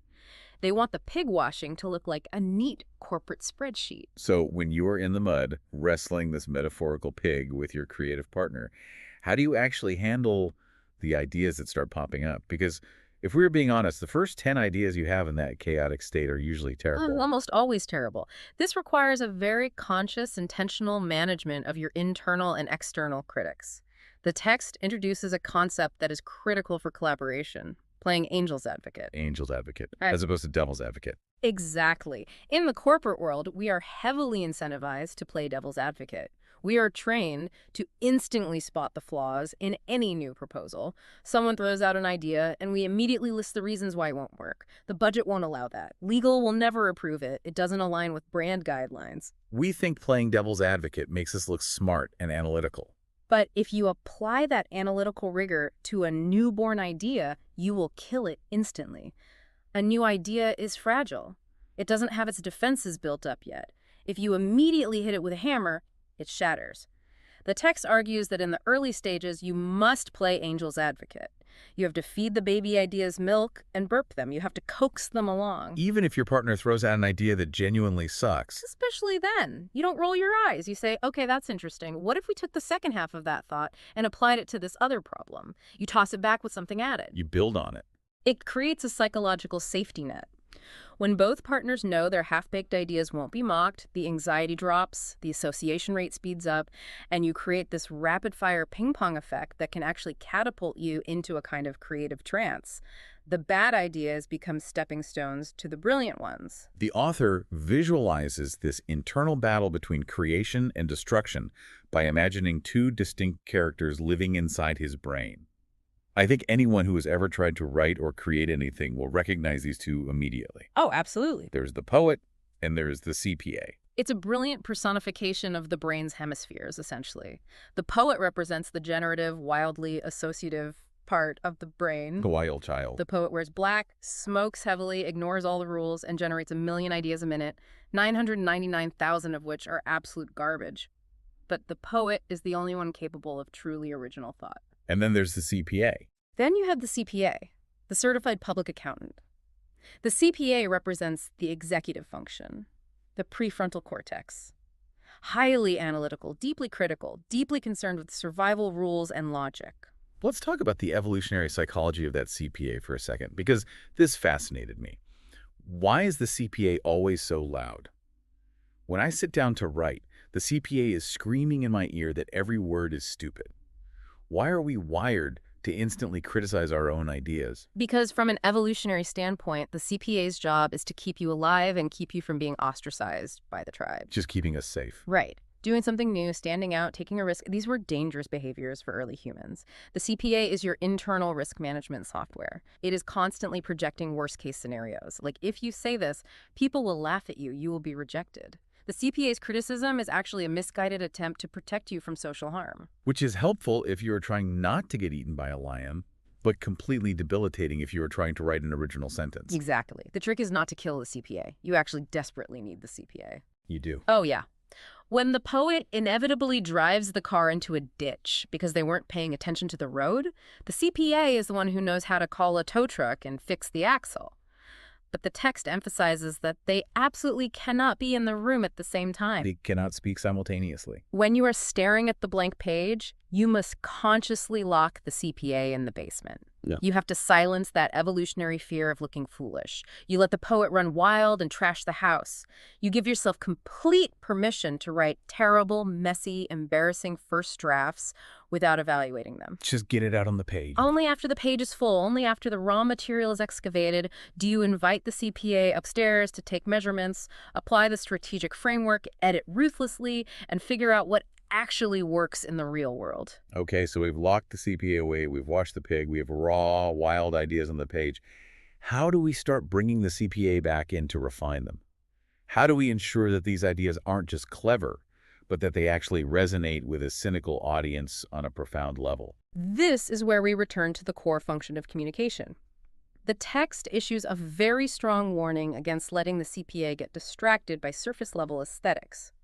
It argues that substance must always, unequivocally, precede style. It's so easy to get caught up in chasing visual fads. You see what is currently winning awards in design magazines, or you look at whatever trendy typography a tech unicorn is using, and you think, if we just make our stuff look like that, we'll be successful. But aesthetics are fleeting. They are cyclical. What looks modern today will look incredibly dated in 5 years. What has not changed in millennia is human nature. Right, the core stuff. Our fundamental anxieties, desires, and motivations remain static. The text provides some profound examples of finding the central human truth beneath seemingly mundane products. It points out that if you are selling hair coloring, you are not actually selling a chemical compound that alters pigmentation. And you aren't even really selling the concept of looking younger. You are selling self-esteem. You are selling the emotional armor a person puts on before they face the world. Precisely. And it gives another beautiful example regarding cameras. If you are selling a camera, your literal product is a device that captures light on a sensor. But if you talk about megapixels and shutter speed, you are operating entirely on a surface level. You are offering dullness. The left side of the Venn diagram. Exactly. What is the human truth of a camera? A camera is a tool for stopping time. It is a defense mechanism against the tragedy of memory loss. You are selling the ability to hold on to a fleeting moment of life as the sands run out. That is heavy, but it is so undeniably true. If your message is anchored in megapixels, I can easily ignore it. If your message is anchored in my primal fear of forgetting my child's face, I am paying attention. When you excavate down to that foundational human need, your message transcends whatever aesthetic trends are currently popular. You are no longer talking to the cynical, rational brain. You are speaking directly to the human heart. And one of the most effective, visceral ways to dramatize that human truth is to introduce conflict. The text suggests a technique that I found entirely fascinating: the necessity of finding a villain. It argues that every product, every brand, every idea needs a bad guy to beat up in the stairwell. Human beings are neurologically wired to respond to narrative tension. We understand the world through stories, and a story without a villain is not a story. It's just a sequence of events. Like reading a dictionary. Right. A list of product features has no narrative tension, but when you introduce an antagonist, you instantly contextualize why your product matters. And the brilliant part is that the villain does not necessarily have to be your direct corporate competitor. Right, it doesn't have to be Coke explicitly attacking Pepsi. Sometimes attacking a direct competitor just makes you look petty. Exactly. Often, it is vastly more effective if the villain is an abstract concept, an indirect competitor, or simply a common pain and inconvenience that the audience silently suffers through. The example the text uses for toothpaste illustrates this perfectly. If you are selling a new brand of toothpaste, your villain does not need to be Crest or Colgate. The audience doesn't care about a corporate battle between toothpaste conglomerates. You really don't. Your villain is tooth decay. More viscerally, your villain is the dentist. It is the whine of the pointy drill. It is the physical pain, the financial cost, and the deep anxiety of sitting helplessly in that chair while someone pokes at your gums. Think about how clarifying that is. When you position your product not as an alternative to another paste, but as the hero that vanquishes that specific universally feared villain, your message becomes incredibly potent. It makes perfect sense. The author playfully refers to this as utilizing destructive criticism. Instead of standing there politely listing your own benefits, you get to gracefully but firmly attack a universally disliked enemy. It bonds you to the audience because you share a common foe. But what happens when you don't have the high ground? What happens if your product is actually the underdog and you have glaring disadvantages? Can you still attack a villain? This raises an important question, right? That is where you have to make a profound strategic choice about honesty. The text quotes an old Yugoslavian proverb, "Tell the truth and run." Tell the truth and run. I like that. It argues that radical, uncomfortable honesty is one of the most powerful and underutilized weapons in communication, precisely because it is so rare. This sets up the discussion of what is arguably one of the most famous advertising campaigns in history, the Avis car rental campaign from the 1960s. And the context of the 1960s is vital here. This was the Mad Men era of advertising, where everything was glossy, perfect, and aspirational. Brands never admitted weakness. Never. The corporate culture dictated that you must always project total dominance. At the time, Hertz was the absolute undisputed king of the car rental industry. They had the most locations, the biggest fleet, the most recognition. They were Goliath. And Avis was firmly, undeniably in second place, and they were struggling. The standard marketing playbook of the era would have dictated that Avis run ads featuring handsome businessmen in suits standing next to shiny cars, claiming to be the absolute best rental agency in the world. Which consumers would have instantly recognized as a lie because everyone knew Hertz was bigger. It would have just bounced right off that psychological armor. But the agency working on Avis, Doyle Dane Bernbach, decided to do the unthinkable. They decided to embrace the objective, uncomfortable truth. They ran an ad that famously stated, "We're Avis, we're only number 2, so we try harder." It is still shocking to hear a brand speak like that today, let alone 60 years ago. Think about the risk involved. Imagine walking into a corporate boardroom and telling the CEO, "Hey, our new global strategy is to loudly announce to the world that we are losers." It required immense courage from the client. But structurally, it is a masterclass in psychological judo. It turned a massive disadvantage into a brutally honest advantage. Because it's so disarming. By leading with an admission of weakness, we're only number 2, they instantly bypass the consumer's defensive filters. When a salesman admits a flaw, you immediately lower your guard because they no longer sound like a slick manipulator. They sound like a vulnerable, honest human being. And once they establish that radical trust, the hook lands perfectly. Because they are number 2, they have to try harder. The underlying logic is unassailable. Hertz is number 1, so they are probably complacent. They don't care about you, but Avis is hungry. Yes. Avis can't afford to have dirty ashtrays. Avis can't afford to make you wait in line. It is arguably the greatest example of the power of the excavated truth. They didn't invent a clever slogan. They looked at the brutal reality of their market position, embraced the constraint, and found the human story within it.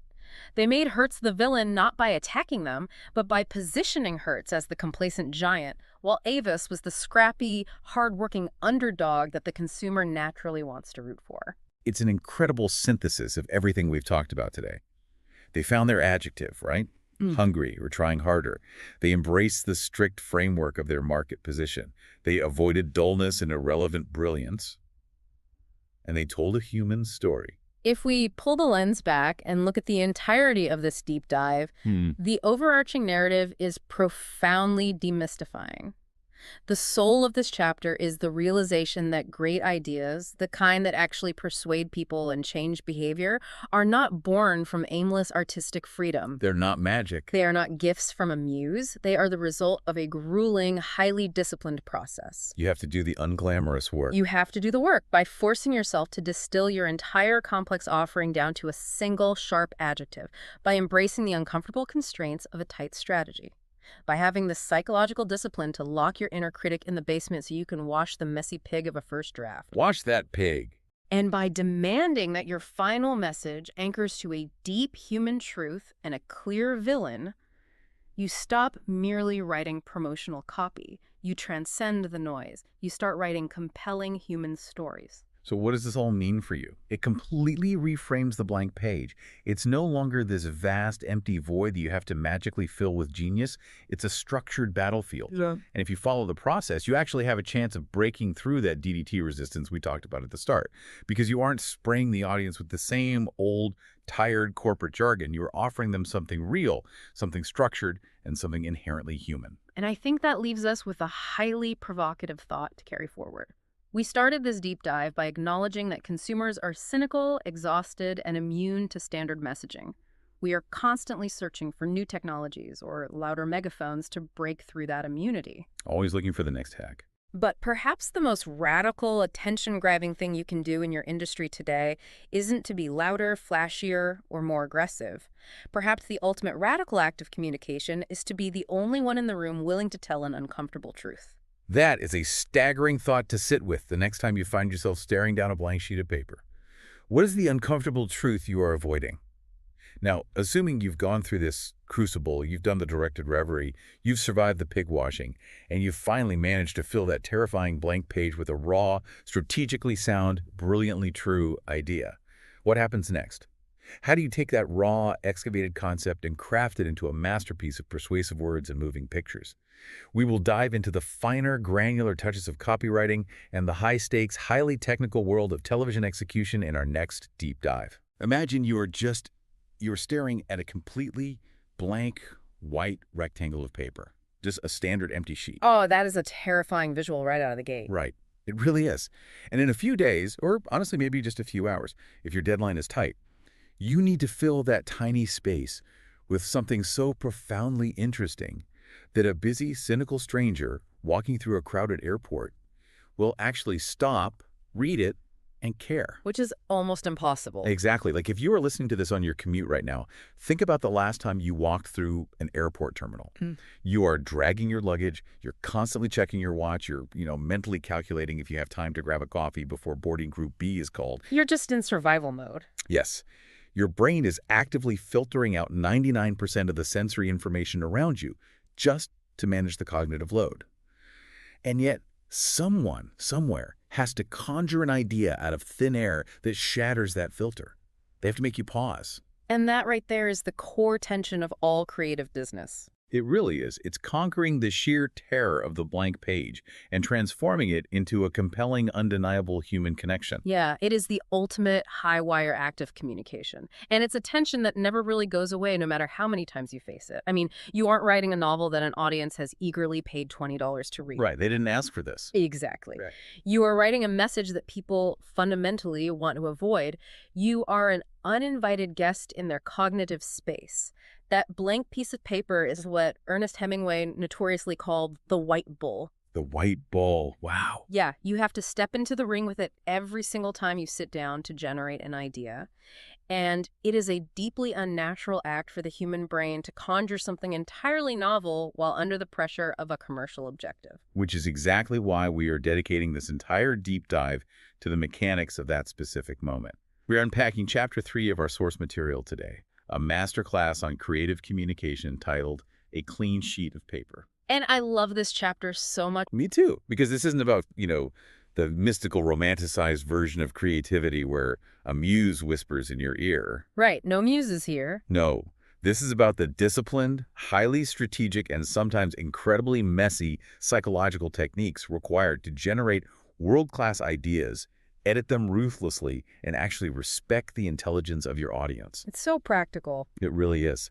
So whether you are an entrepreneur trying to position a new product, a manager figuring out how to pitch an internal initiative to a skeptical team, or just a creator who wants to cut through a ridiculously noisy digital world, consider this your survival guide. We are going to explore the transition from maximum chaos to maximum simplicity. What's really fascinating here is the active dismantling of that lightning strike myth. Yes, the idea that genius just hits you. Right. When we look at brilliant creative work, like a genius marketing campaign, a perfectly structured political speech, or a totally disruptive product pitch, we tend to view it as a singular event, a magic trick. But it's not. Not at all. The source material pulls back the curtain to reveal that it is actually a grueling process of excavation. It's manual labor of the mind. And the very first hurdle in that excavation process isn't a lack of ideas. It's actually a structural conflict within the brain itself. I was reading the opening section on this, Yeah. and the author uses this brilliant conceptualization of the brain during the early stages of the creative process.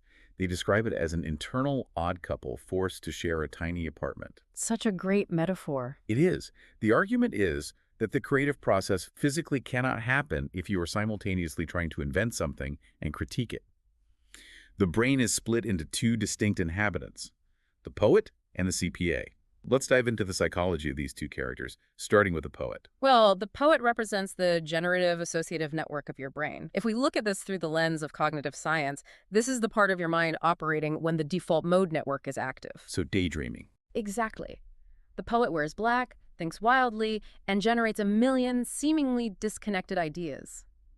The poet does not care about your quarterly budget. Or gravity. Right, or gravity. The poet does not care about the laws of physics, corporate hierarchies, or whether an idea is actually feasible. The poet's only job is to make associations, to ask what if, and to just throw raw material onto the floor. But the harsh reality, and the sources make this very clear, is that 999,000 of the poet's ideas are utterly useless. Utterly useless. Because the poet isn't trying to solve a business problem. The poet is just playing. The source material uses this incredible analogy from the author Joseph Heller, who called this state a controlled daydream. A controlled daydream, yeah. To get the poet to work, you have to quiet the conscious, controlling ego. You have to let the mind wander into the weeds. Yeah, and that wandering is essential because innovation never happens by thinking in a straight logical line. If it did, a computer could do it, and everyone would arrive at the exact same solution. That makes total sense. The poet finds the lateral leaps. However, and this is the big, however, sharing that exact same mental real estate is the CPA, the certified public accountant. The CPA is the auditor, the internal editor. The CPA is the analytical executive functioning center of your brain. This is the part of you that clips coupons, knows how to fix the car, remembers your mother's birthday, and understands the rigid constraints of reality. The adult in the room. The adults in the room, exactly. So when the poet throws a wild embryonic idea onto the table, the CPA immediately looks at it and says, that won't work. We don't have the budget for that. The legal department will flag it. Our competitors will mock us. That is a terrible idea. So if you are sitting at a desk, staring at that blank white rectangle we talked about, and both the poet and the CPA are active at the exact same time, the CPA just instantly assassinates every single idea before it even takes its first breath. Yep. The page stays blank. That is the psychological trap that paralyzes almost everyone in a business environment. It really is, because the CPA is fundamentally driven by fear and risk mitigation. Evolutionary psychology tells us that the CPA developed to keep us safe, to keep us from eating the poisonous berry or, walking off a cliff. Right. In a modern corporate setting, the CPA is basically trying to keep you from getting fired or looking foolish in front of your peers. But if you let the CPA dictate the early stages of ideation, you will only ever produce the safest, most boring, most predictable work possible. Okay, I want to push back on this a little bit because it's so easy to paint the CPA as the ultimate villain of this story. Yeah. Just the fun police trying to ruin our creative daydreams. Sure. But if you work in a highly regulated industry, or you are running a startup with zero margin for error, the CPA is the only thing standing between you and absolute disaster. Oh, absolutely. So does the CPA ever actually have generative value? Or do we just have to figure out how to silence that part of our brain entirely? Because driving a car with one foot slammed on the gas and the other slammed on the brake is exhausting. Well, I wouldn't call the CPA a villain at all. In fact, if we connect this to the bigger picture, the CPA is the reason any creative idea ever becomes a reality. How so? Well, the poet can dream up a floating city, right? But the CPA is the one who figures out the structural engineering required to actually build it. The critical distinction, and this is the absolute core of the source materials methodology, is the timing of their appearances. You don't silence the CPA permanently, you schedule them. You literally lock the CPA out of the room during the brainstorm. You have to. You have to consciously recognize when your internal editor is trying to prematurely evaluate an idea, and you have to politely ask it to leave. Right, like, not now, CPA, we're busy. Exactly. During the generative phase, you let the poet loose to create a massive volume of raw, unfiltered material. You write down the terrible ideas. If you are brainstorming with a team, you do not roll your eyes at your colleague's bad suggestion. Right. No judgment. None. You just say, that's an interesting direction, and you keep pushing. The text has a metaphor for this phase that I haven't been able to stop thinking about. It says that trying to come up with an idea is like washing a pig. It's a remarkably accurate description of the chaos involved. Right. If you actually picture washing a pig, it is incredibly messy. There are no rules. You don't know exactly where to begin. You certainly don't know where it's going to end. The pig is fighting you the entire time. Squealing and kicking. Yes. And halfway through, you are covered in mud, wondering why you are even doing this in the first place. But you just have to lean into the mess.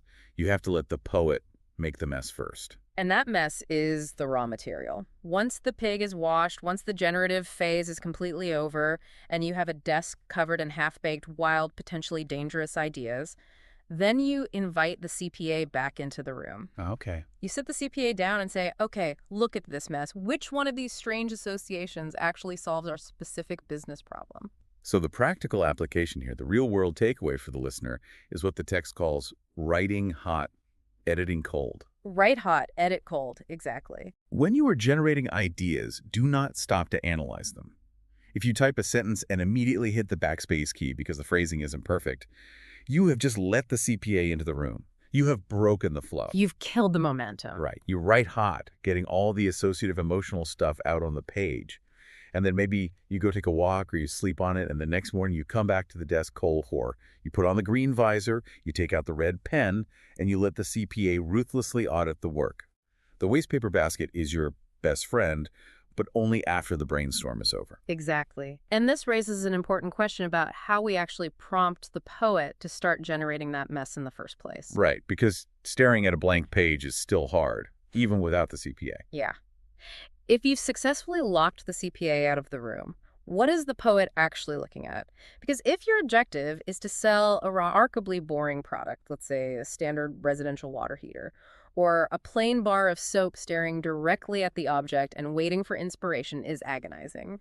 The poet needs a prompt. Because if you just stare at a water heater, your brain defaults to listing its literal features. It's a metal cylinder. It holds water. It heats it up. And nobody cares. Right. That leads directly to the kind of corporate brochure speak that we all instantly ignore. You have to find a way to hack your own perspective. The source material talks about hacking the angles. You have to attack the problem from bizarre sideways angles to force your brain out of its habitual ruts. This is where we move from theory into actual structural frameworks. The brain relies on neural pathways that have been heavily reinforced over time. When you see a bar of soap, your brain takes the path of least resistance. It cleans things. Yeah, that's the default. To generate a compelling idea, you have to actively block that pathway and force the brain down a less traveled road. One of the most effective frameworks the text suggests is the mechanism of inversion. You consider the exact opposite of what the product does. The opposite. So instead of asking, what does this product do well, you ask, when is this product a total waste of money? Or who absolutely should never use this? Precisely. By asking the inverted question, you immediately bypass the cliché. There is a fantastic example of this in the text involving a student ad for a paint manufacturer. Oh, the dry paint one. Yes.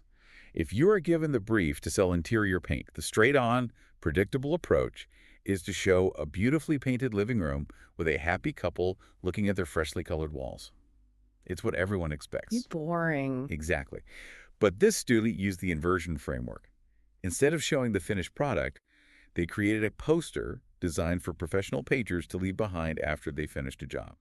The poster was incredibly simple. It just said, dry paint. That is a brilliant piece of lateral thinking. We are all deeply conditioned to see signs that say, wet paint. The phrase wet paint triggers a specific set of associations: caution, annoyance, the smell of fumes, having to avoid touching a surface. Right, you instantly step back. Yes, so by simply inverting one word to dry paint, the student completely short-circuits the viewer's brain. It's a pattern interruption. Yes.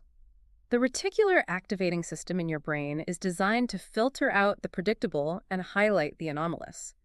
Wet paint is predictable. It gets filtered out. Dry paint is an anomaly. It forces you to stop and process it. Because you're like, wait, why does it say dry? Exactly. And once you process it, The underlying message is instantly delivered. This specific brand of paint dries so incredibly fast that by the time the painter is packing up their tools, the wall is already dry. It communicates a highly technical product benefit drying time without using a single piece of technical jargon. The text also brings up reverse graffiti as an example of this inversion framework. Yeah. I remember seeing this a few years ago in a city. Oh, yeah, it's amazing. Instead of taking a can of spray paint and illegally adding color to a city wall, artists or guerrilla marketers were taking high-pressure hoses to derelict, soot-covered walls and scrubbing the dirt off in specific patterns to create images or text. The legal and social tension in that example is fascinating. It's using the negative space to draw attention. When confronted by the authorities for vandalism, the defense is essentially, what law am I breaking? I am cleaning your wall without a permit. It's so cheeky. It really is. It takes the concept of urban pollution and flips it into a medium for communication. It's impossible to ignore because it subverts the very definition of what graffiti actually is. Okay, so that's the opposite framework. Yeah. Here's where it gets really fun. Besides opposites, there's the exaggeration chip. This is a favorite tool of the poet. If we go back to the water heater example, Yeah. your internal CPA wants to write a headline that says something like, maintains optimal temperature for your family's comfort. Snooze. Right. It is accurate, it is legally defensible, and it is entirely invisible to a consumer. It lacks any emotional resonance. So you turn on the exaggeration chip. You ask your brain, what is the absolute worst-case scenario if this product fails? You take the problem and blow it up to absurd proportions. You start imagining a morning routine where the old water heater breaks and the house is so freezing cold that when you turn on the shower, actual solid square ice cubes tumble out of the shower head and bounce off the bathtub floor. Notice the shift there from abstract numbers to visceral imagery. Optimal temperature is an abstraction. The brain has to work to decode what that means. But ice cubes tumbling out of a shower head is a vivid sensory image. You can picture it immediately. You can hear the clatter, you can feel the cold. The exaggeration is absurd, yes, but it perfectly communicates the physical pain of not having the product. And speaking of physical pain, that brings us to what I think is the most potent framework in the entire chapter of Finding a Villain. The idea of beating up a bad guy in the stairwell. Destructive criticism is often far more creatively fruitful than constructive praise. Sociologically speaking, nothing unites a group of people faster than a common enemy. That's very true. The villain framework is incredibly powerful because it aligns you and the customer on the same side of the table, fighting against a shared frustration. But the crucial insight from the sources here is that the villain should almost never be your direct competitor.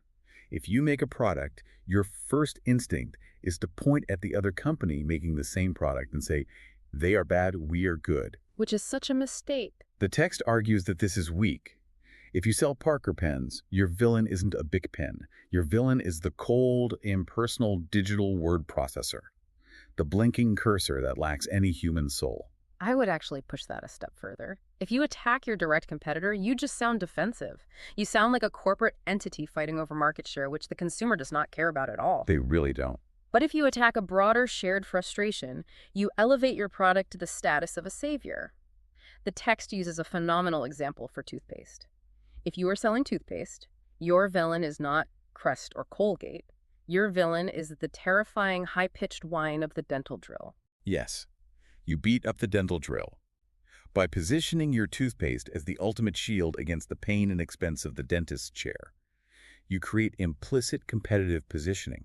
You are communicating, our toothpaste works better, without ever having to sound like a pharmaceutical label listing active fluoride percentages. You bypass the logical brain and hit the emotional brain directly. It's brilliant. It reminds me of playing a game of pool. If you are trying to sink the 8-ball, sometimes the absolute worst thing you can do is take a straight shot directly at the pocket. The table is crowded with other balls, which represents the obstacles of a busy, noisy market. To make the shot, you have to bank the cue ball off 3 different cushions to get around the clutter. You hit the opposite cushions, you bounce off the exaggeration cushion, you ricochet off the villain cushion, and finally the idea drops into the pocket. That's a perfect visualization of lateral thinking. But, and this is a big but, this raises the critical danger of this phase. Right, because my question is, how do we make sure our bank shot actually makes sense to the person watching? If we are intentionally trying to be absurd or inverted or aggressive toward a villain, how do we avoid just being weird for the sake of being weird? The Super Bowl ad problem. Exactly. We've all seen those commercials where a monkey rides a flaming motorcycle through a grocery store, and the next day you ask your friend, "Did you see that ad?" And they say, "Yeah, it was hilarious. Wait, what was it for again?" The connection to the product is completely lost. That is the exact line between a brilliant, world-class creative idea and self-indulgent nonsense. It is the trap of the unguided poet. The legendary advertising executive Bill Bernbach had a strict rule about this. He said, you absolutely must be provocative, you must interrupt the pattern, but you have to ensure that your provocativeness stems organically from the product itself. He used a specific example about standing a man on his head, right? Yes. Bernbach said you do not stand a man on his head in an ad just to get attention. If you are selling life insurance and you show a man standing on his head, it's a cheap gimmick. It has absolutely nothing to do with life insurance. The audience knows they're being played. Right. The consumer's radar for nonsense is highly attuned, and they will immediately recognize that you are just trying to manipulate their attention. It breaks trust. However, Bernbach said, if you are selling a specific brand of trousers, and the core benefit of those trousers is that they have specially designed deep pockets that keep your loose change from falling out, then you stand a man on his head. Because in that context, the weirdness serves the truth of the product. The gimmick is actually the proof of the claim. Precisely. The provocation and the product benefit are inextricably linked. You Yeah. cannot separate the memorable image from the reason to buy. Okay, so let's map where we are. We have successfully locked the CPA out of the room. We've let the poet run wild. We've banked our conceptual shot off the villain cushion. We've made sure our weirdness is organically tied to the product. And we finally have a brilliant, slightly sideways angle. We have the idea. We have the idea. Now comes the moment of truth. We have to present it to the audience. We have to put it on that blank sheet of paper. And this is where the source material delivers a massive warning. It says that at this exact moment, most business communicators make a fatal, catastrophic mistake. They explain the joke. They explain the joke. It ruins everything. It really does. This brings us to what I consider the most sophisticated psychological technique we're discussing today. It is the principle that wit invites participation. The most powerful, memorable communication in the world does not spoon-feed the audience. It actively respects their intelligence. There's a quote in the text from the writer Saki that summarizes this beautifully. He says, when baiting a trap with cheese, always leave room for the mouse. Leaving room for the mouse is all about engineered ambiguity. By using visual metaphors, or by leaving a slight intentional gap in your logical argument, you issue a silent invitation for the audience to participate in the message. You are asking their brain to do a tiny piece of the work. Let's break down how this actually functions in practice, because the sources provide some stunning examples. Visual metaphors are a huge part of this. There is a description of an ad for a business publication, a magazine meant for executives. The visual was incredibly simple, just a large, high-contrast photograph of a traditional keyhole. No text explaining it. No, there was no giant headline screaming, "We give you inside information." The audience looks at the keyhole and their brain has to do the math. Keyhole equals looking through a closed door. Looking through a closed door equals seeing things you aren't supposed to see. Therefore, this magazine provides competitive, restricted business information. And the speed at which the brain does that math is instantaneous. Another iconic example the text mentions is a Porsche campaign. Oh, the dog. I love this one. The visual is just a slightly blurry panning shot of a Porsche speeding down a country road. The headline does not say, this car has a 400 horsepower engine and goes from 0 to 60 in 3 seconds. Those are just CPA facts. Boring. Very boring. Instead, the headline reads, what a dog feels when the leash breaks. It's an absolute masterpiece of emotional transference. Yeah. You read that line, and you instantly have to project the visceral, joyful, unhinged feeling of a dog suddenly finding itself free to run. And you have to map that feeling onto the experience of driving the car. Let's look at the cognitive science of why that is so much more effective than listing horsepower. When the audience has to connect those dots themselves, when they have to bridge the gap between the dog and the car, their brain experiences a tiny neurochemical reward. A little hit of dopamine. Exactly. They get a microdose of dopamine. They feel clever for having solved the puzzle. And because they actively participated in completing the message, rather than passively receiving it, the memory of that message is encoded far more deeply. It is a psychological phenomenon known as the self-generation effect. We remember things we deduce ourselves far better than things we are explicitly told. Which brings me to the Nikon example. When I read this in the source material, I had to stop and reread it because the audacity of it is just staggering. It's a huge risk. It is. It's the concept of the unshown visual. Mm. This was an advertising campaign for Nikon, a company that literally manufactures cameras to take photographs. And they ran an ad that did not show a single photograph. It is a brilliant subversion of the entire medium. Instead of showing iconic photos, like the heart-wrenching image of John F. Kennedy Jr. saluting his father's casket, or the awe-inspiring photo of the lone rebel standing in front of the column of tanks at Tiananmen Square, the ad simply described the photos in text. It gave a vivid, textual description of the moment. And by doing that, it forced the reader to act as the darkroom. The reader had to develop the negative in their own head. If you see the photo on the page, you glance at it for half a second and move on. You've seen it 1,000 times. But by withholding the image, the text forces your brain to search its own memory banks, retrieve the visual data of Tiananmen Square, and reconstruct the image internally. You are literally generating the visual inside your own visual cortex. And it's forcing you to engage. Completely. In doing so, you are actively, physically closing the loop between a massive, iconic cultural moment and the Nikon camera that originally captured it. The level of engagement required to read that ad is profound. It's creating tension and demanding release. The text describes this mechanism as a cognitive spasm. When you shift points of view or introduce a slight puzzle, the brain is neurologically hardwired to resolve the incongruity. But as the host, if I'm trying to use this technique, I have a practical fear. How do I know how big of a gap to leave? The source material notes a specific rule of thumb for this calibration. Yeah, the calibration is everything. If the gap is too wide, say you only provide 5% of the story and ask the audience to invent the other 95%, you mystify them. They won't do the work. They'll just scroll past. They will just get confused, feel stupid, and leave.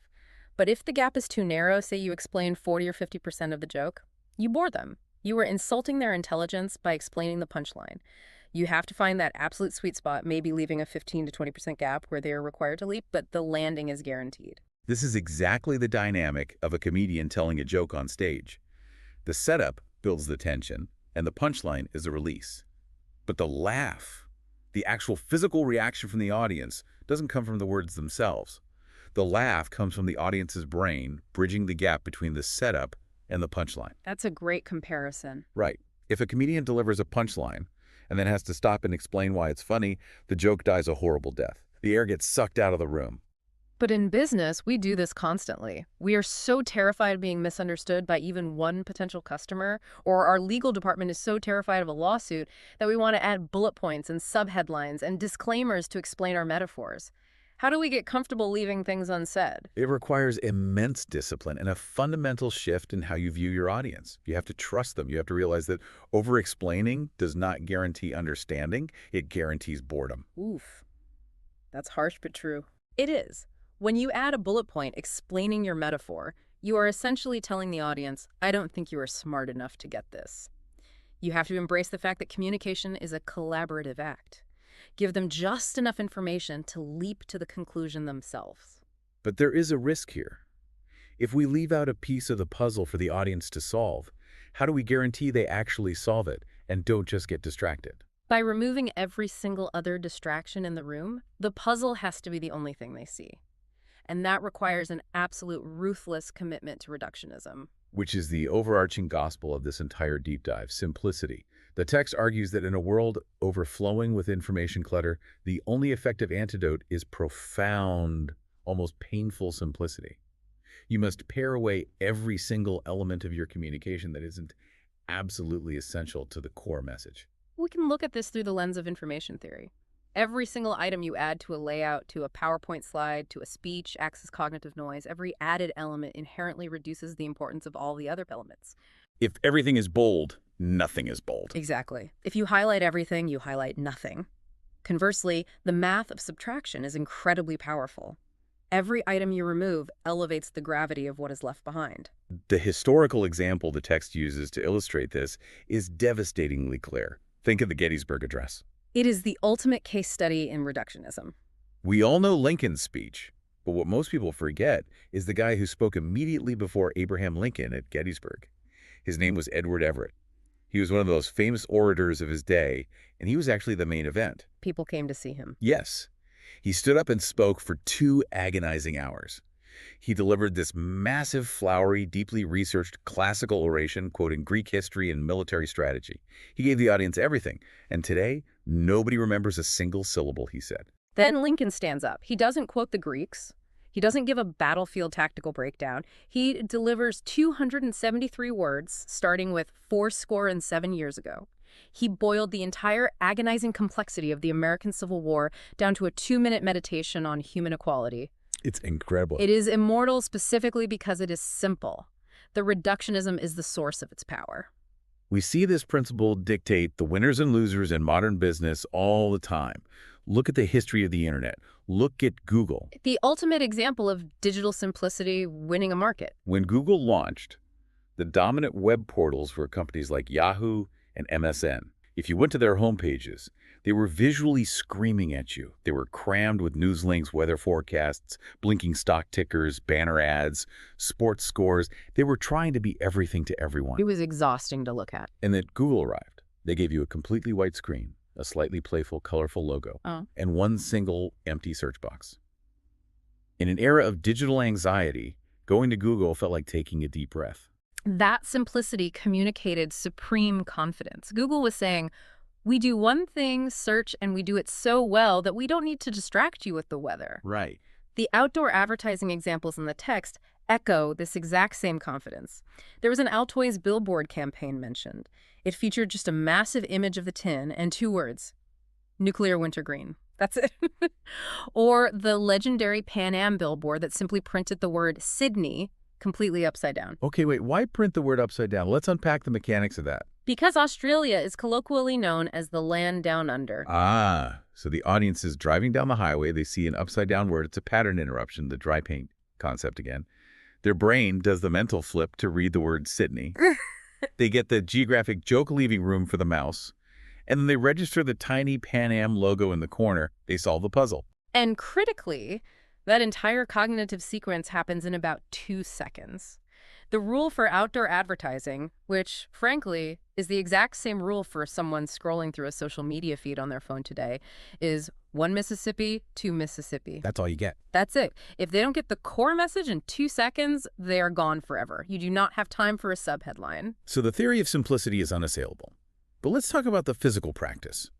How do you actually achieve that level of simplicity when your internal CPA is screaming at you to include more details? The source details an exercise by a legendary copywriter named Neil French that forces you into reductionism. Yes, it is an exercise in ruthless editorial interrogation. You start with a typical cluttered piece of communication. Let's say it's a print ad. It has a big visual, a clever headline, a dense paragraph of body copy explaining the features of the product, and a giant corporate logo at the bottom. A very standard ad. Very standard. French says you must look at this ad and start interrogating it like a hostile witness. First, you look at the body copy. Does this really need to be here? Can the visual and the headline carry the message without the explanation? If the answer is yes, you delete the body copy. You kill your darlings. Exactly. Then you look at the remaining elements, the headline and the visual. Does the visual communicate the core idea in a way that makes the headline redundant? If the visual is doing the heavy lifting, you cut the headline. Wow. Then you look at the logo. Can we incorporate the branding organically into the visual somehow so we don't need a standalone logo taking up space? The goal of the exercise is to force yourself to reduce the entire communication down to one single element doing all the work. You strip it down to the studs. Mm-hmm. But I have to play devil's advocate here because this is where a lot of listeners might feel a disconnect.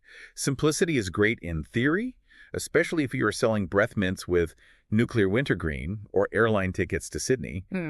But what if my product is genuinely deeply complicated? Okay, fair point. What if I am a B2B entrepreneur selling million-dollar enterprise software or a complex financial derivative or a highly technical medical device?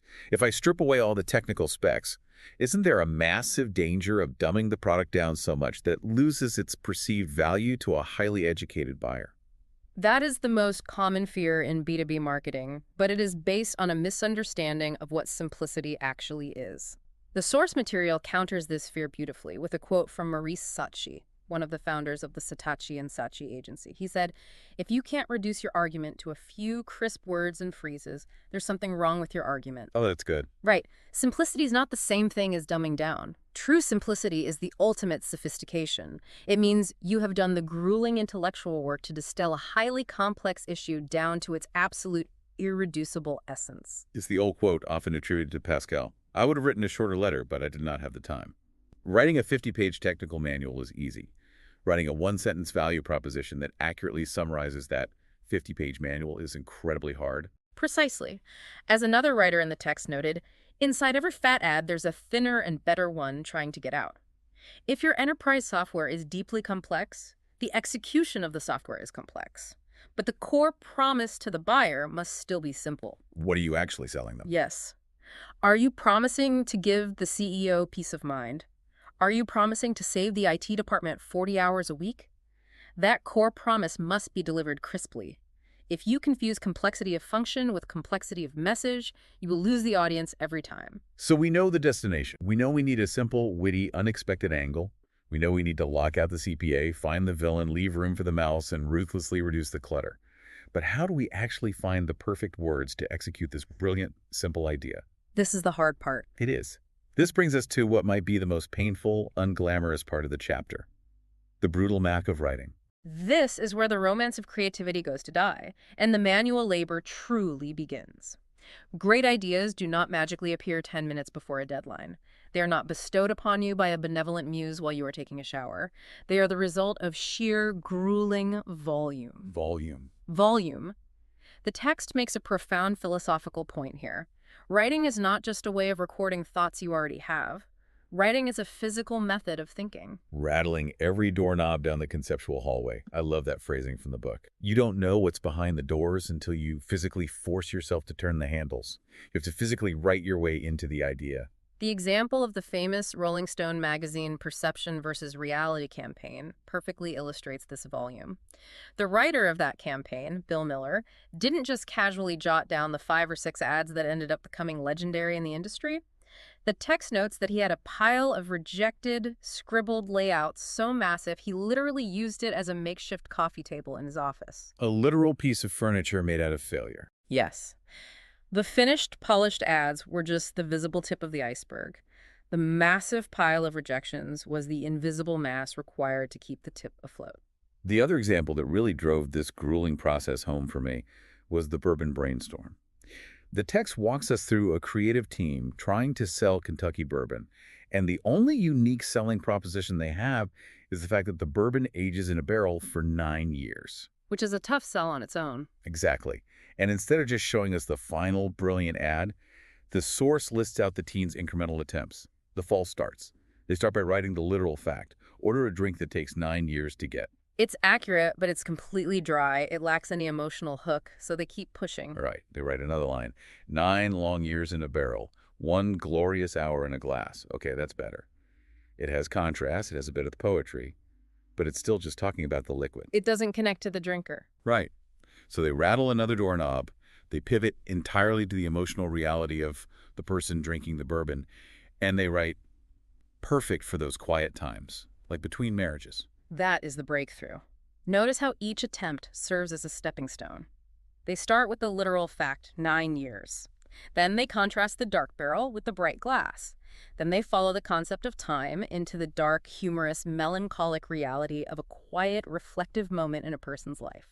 You don't get there on the first try. Never. You do not get to that third, brilliant, darkly funny line without grinding through the first 2 boring ones.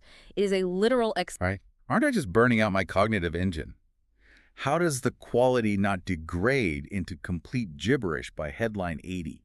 Well, the paradox of the creative brain is that you often have to induce a state of burnout to force a breakthrough. Neuroscience tells us that the brain's first response to a problem is to retrieve the most readily available, frequently used neural pathways. Easy answers. Yes. The first 20 headlines you write will inevitably be cliches because that is the path of least resistance. You have to exhaust the cliche layer. You have to physically tire out your inner CPA and the conventional parts of your brain until they give up. So it's about breaking down your own defenses. Exactly. Only then, when you are desperate and frustrated around headline 60, will your brain be forced to forge new, bizarre lateral connections to solve the problem. You don't get to great until you have shoveled an enormous amount of mediocre out of the way. And it's not just about dumping words on a page as fast as possible either. The mechanics of how you craft the actual sentence matter immensely. The text breaks down specific syntactical rules for maximizing the impact of those words. Yes, the architecture of the sentence dictates how the brain processes the surprise. The key role discussed is saving the operative part of the headline, the punchline, the reveal, for the absolute end of the sentence. The text gives an example of an airline ad promoting comfortable seats. You could write a headline that says, "You'll feel human when you arrive thanks to our new seats." It is grammatically correct. It communicates the benefit. But it is entirely flat. The tension dissipates immediately. Because you gave away the punchline feeling human at the very beginning. The sentence structure has no suspense. Instead, the text suggests rewriting it to say, "Almost every passenger arrives feeling human." And you pair that sentence with a visual of a dog stepping out of a plastic pet carrier on the tarmac. It's so much better. By putting the word human at the absolute end of the sentence, you preserve the surprise. The reader's brain is processing the words, "Almost every passenger arrives feeling." And then, bam, human. Paired with the dog, it maximizes the cognitive punch. It creates a micro cliffhanger. And when you are in the middle of this grueling process of writing 100 headlines and you finally structure a sentence that delivers that punch, the advice from the masters is universal: do not stop. Ride the streak. Never walk away from a hot keyboard. Never. If you finally break through the cliche layer and these strange lateral words start flowing, do not go to lunch, do not go to a status meeting, do not answer a Slack message. Stay in the zone, because that state of flow is incredibly fragile. And when the dust finally settles and you're reviewing your 100 headlines to select the winner, you have to sweat the details. The French poet Paul Valéry famously said, "A poem is never finished, only abandoned." You have to polish the words until they gleam. As the business maxim goes, good is the enemy of great. It's so dangerously tempting to settle. It is. The author warns that it is so easy to settle for the first decent line that throws its arm around you and says, "Hey, I'm not so bad, we can go home now." You have to have the discipline to reject good in order to find great. So true. But let's assume you've done it. You've written 100 headlines, you have polished the best one, and you have saved the punchline for the end.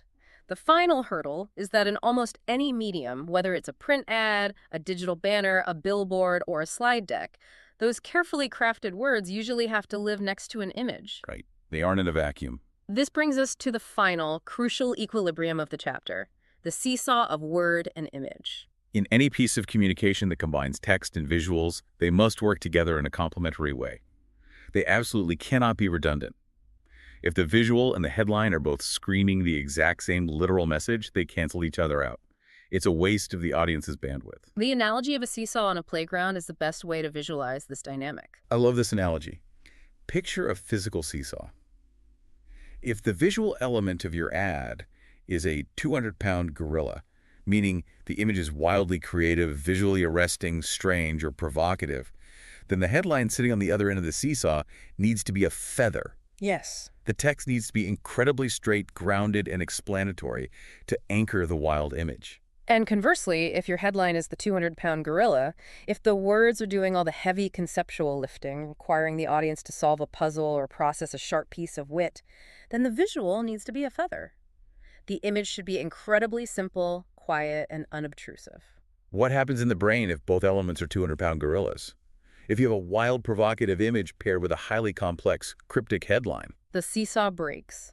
The audience experiences acute cognitive overload. Their brain doesn't know what to decode first, so the reticular activating system just shuts the whole thing down as too difficult to process, and they scroll past. You've created noise, not communication. The text uses a classic campaign for The Economist magazine to illustrate this perfect balance. The Economist campaign is legendary for its headlines. They are notoriously sharp, requiring a high level of audience participation. For example, a headline that reads, "I never read The Economist, management trainee, age 42. Ouch. That line is a massive gorilla. It's biting, it's funny, and it requires you to infer that at age 42, if you are still just a trainee, your career has stalled because you lack the competitive information The Economist provides. Because that headline is doing so much heavy lifting, the visual is a total feather. It is literally just a flat, solid red background with plain white text. No photos, no illustrations, just quiet space to let the words detonate. Let one element do the heavy lifting while the other provides the surprising context. If your picture shows a sports car moving at high speed, your headline should never say, "This car is fast." Yeah. That is treating the audience like they are stupid. It's a seesaw with two gorillas or two feathers, depending on how boring it is. Exactly. Boring and redundant. But beyond just balancing the weight of the elements, there is a deeper psychological rule here about the nature of the content itself. The source explicitly warns against relying on manufactured scenarios. Yes, the demand for underlying authenticity. Even if you are using wild exaggeration or portraying a bizarre scenario, the emotional core of the communication must ring true to the human experience. The text warns specifically about the trap of fake names in copywriting. The little Billy rule. Exactly. If you start a corporate pitch or an ad with the line, "Little Billy's friends at school call him different," the reader's brain instantly recoils. They know intuitively that Little Billy does not exist. It signals that this is a manufactured, fictional universe created solely to manipulate their emotions and sell them a product. It immediately breaks the fragile trust you've tried to establish. You are aiming for a seamless cognitive experience. The text sets up a premise and the visual delivers the punchline, or vice versa. But it all has to feel earned. If you invent a fake problem just to position your product as the solution, the audience will smell the desperation.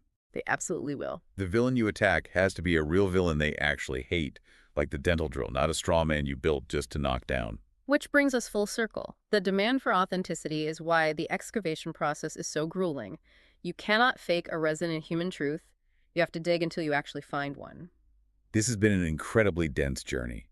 We started by staring at a terrifyingly blank piece of paper, and we've walked through the precise psychological steps required to craft a finely tuned piece of communication.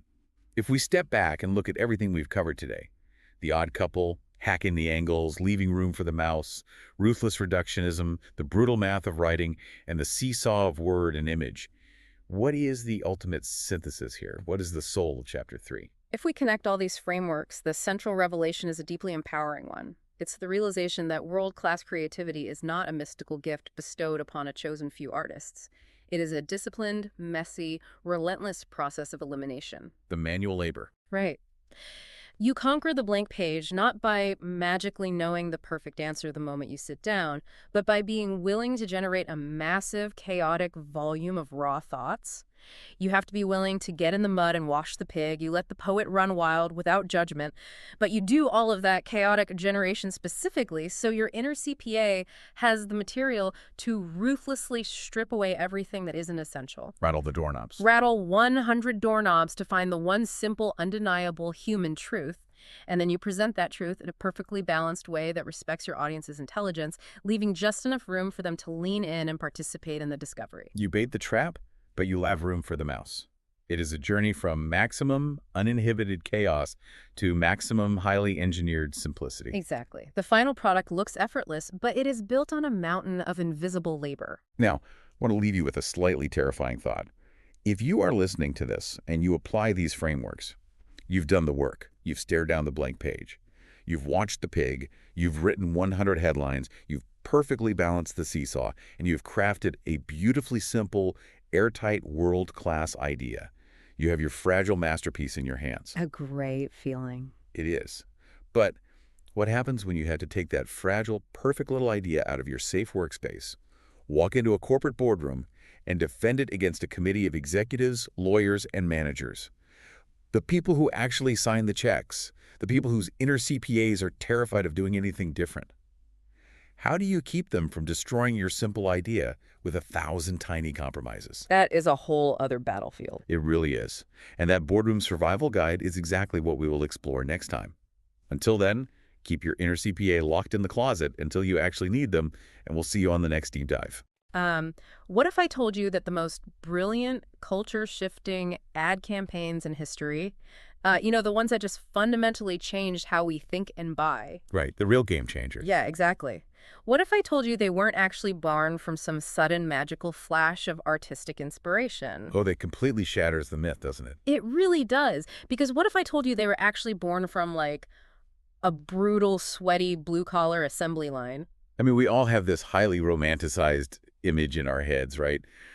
The creative genius staring thoughtfully out a rain-streaked window, and a single teardrop of inspiration falls, and then bam. Right, they just wrote $1 million campaign in 5 minutes. Exactly. Right. But the reality is, well, it's far closer to digging a ditch. And that is exactly what we are going to explore today on this deep dive.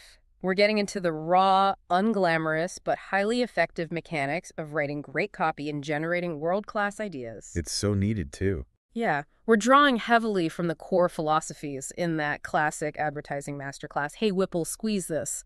Specifically Chapter 4, which is all about writing when you actually get the work. Yeah, because whether you're an entrepreneur trying to write, like, just one high-stakes email that could save your company, or a business leader pitching a global vision, you're going to learn how to ruthlessly manufacture ideas today. And really carve out words that act like a chainsaw through all the clutter. Because the clutter is real. Oh, it's absolute madness out there.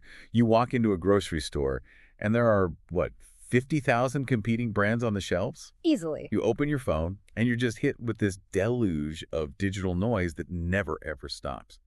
So in that environment, being sort of interesting, it's not a strategy. No, it's a death sentence. Exactly. You have to learn the mechanics of cutting through. So let's start right at the beginning, that very first moment of the creative process. You sit down at your desk. You open a brand new document. The dreaded blank page. Yes. You're just staring at this terrifying, blindingly white, completely empty sheet of paper, or, that blinking cursor just throbbing on the screen, mocking you. Just waiting for you to fail. Right. And in creative circles, they actually have a name for this, right? Facing the white bull. Yeah, the white bull. And it's so important to understand where that phrase comes from because it perfectly captures that pit-in-your-stomach feeling. It really does. It's a metaphor writers used, comparing the blank page to stepping into a bull ring with a massive 2,000-pound charging white beast. Jeez. I know, right? It's not just an empty space. It's an active antagonist. It's waiting to gore you. Because it represents infinite possibility. Exactly. Which, unfortunately, is just another way of saying infinite ways to fail. Right. The paralysis is so real. It's like an actual physical sensation of dread. I mean, your cortisol spike. You think, how do I take this absolute nothingness and turn it into a message that stops someone dead in their tracks? And you know what the biggest hurdle is? The main reason that white bull seems so terrifying. What's that? It's this completely false belief that the very first thing you write down has to be good. Oh, man. Yeah. We all do that. It is the trap that kills almost every creative endeavor before it even gets off the ground. The first phase of creativity has literally nothing to do with perfection. It's about volume, right? Entirely about sheer volume. The guiding philosophy here has to be write hot, edit cold. Write hot, edit cold. I love that. When you are generating ideas, you just have to let the material pour out of you without a single filter. Okay, so to visualize this, the book has a great analogy. Think of your brain as being occupied by two totally distinct characters who absolutely hate each other. Oh, this is my favorite part. Right. So on one side, you have the poet, and the poet is this wild, uninhibited, maybe slightly unhinged creative spirit. The one who stays up till 3 a.m. Exactly. Wears black, has a million ideas. But to be totally honest, 999,000 of those ideas are complete garbage. Absolute trash. Yeah. And then on the other side of your brain, sitting across from the poet, you have the CPA. The certified public accountant. Right, the internal editor. The CPA is the part of your brain that, clips coupons, makes sure the oil in the car is changed every 3,000 miles, and is just deeply, deeply concerned with what the neighbors think. Exactly. They want everything safe. Exactly. Yeah. Evolutionarily speaking, the CPA is basically your prefrontal cortex just trying to keep you safe from social embarrassment. Which is helpful at a dinner party, but terrible for brainstorming. Exactly, because when the poet comes up with this wild, outside-the-box idea, the CPA instantly steps in, looks at it, and goes, no, that won't work. We can't afford that. The client will hate it. You suck. I mean, I know my internal CPA intimately. He is incredibly loud. And honestly, he usually shows up about 3 seconds after I start typing. And that is precisely why the CPA has to be violently silenced during the initial ideation phase. Like you have to lock the door. Because if you let them in, The poet just freezes. You have to consciously lock the editor out. You got to be loose, wild, and just let that raw, unfiltered material flow onto the paper, no matter how ridiculous it seems at the time. there's a fantastic quote in the source material from Linus Pauling. And he won 2 Nobel Prizes, so the guy definitely knows a thing or two about discovery. I'd say so, yeah. He said that when you're searching for ideas, at first, they are as hard to find as crumbs on an oriental rug. Like you're just down on your hands and knees, squinting, searching, and there is just nothing. Just empty space. Right. But then, if you keep looking, suddenly you find one. And then another one, and then bam, they start coming in bunches. But Pauling had this very specific rule for when those ideas start coming. And this is huge. You do not stop to analyze them. Don't look at the crumb. Exactly. That is the critical mistake people make. They find one good crumb, one decent idea, and they immediately stop generating to examine it. And let me guess, the CPA walks right back into the room. Instantly. The second you do that, you've invited the CPA back in.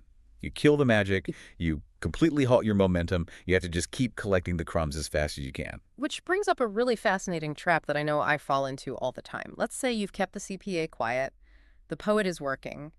You actually get an inkling of an idea that feels pretty good. It's got some heat to it. Yeah, it's got heat.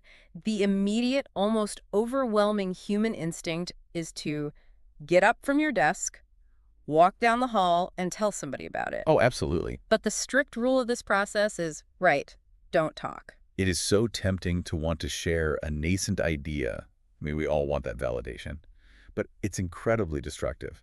The source material actually uses a very visceral quote to explain this. Oh, yeah, the fetus quote. Yeah, it says, "A manuscript, like a fetus, is never improved by showing it to somebody before it is completed."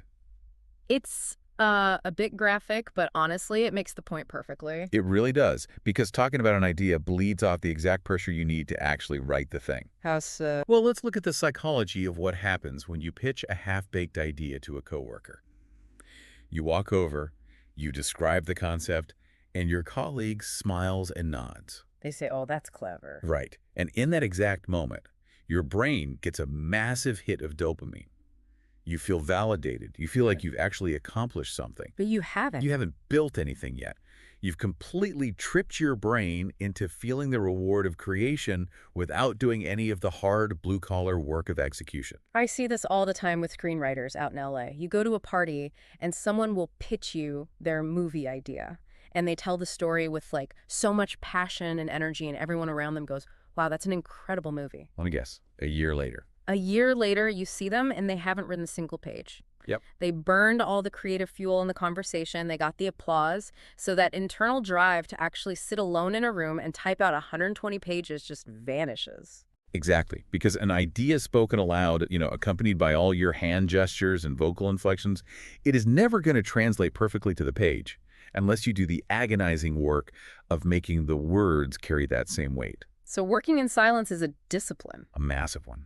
The best copywriters, the real top-tier creators, they're often the silent but deadly type. They aren't holding court in the break room. They're sitting alone, capturing the energy on the page. Okay, I do have to push back on this whole let the poet run wild concept for a second, though. Sure, lay it on me. Let's bring this into the real world of business. Say I'm a marketing director.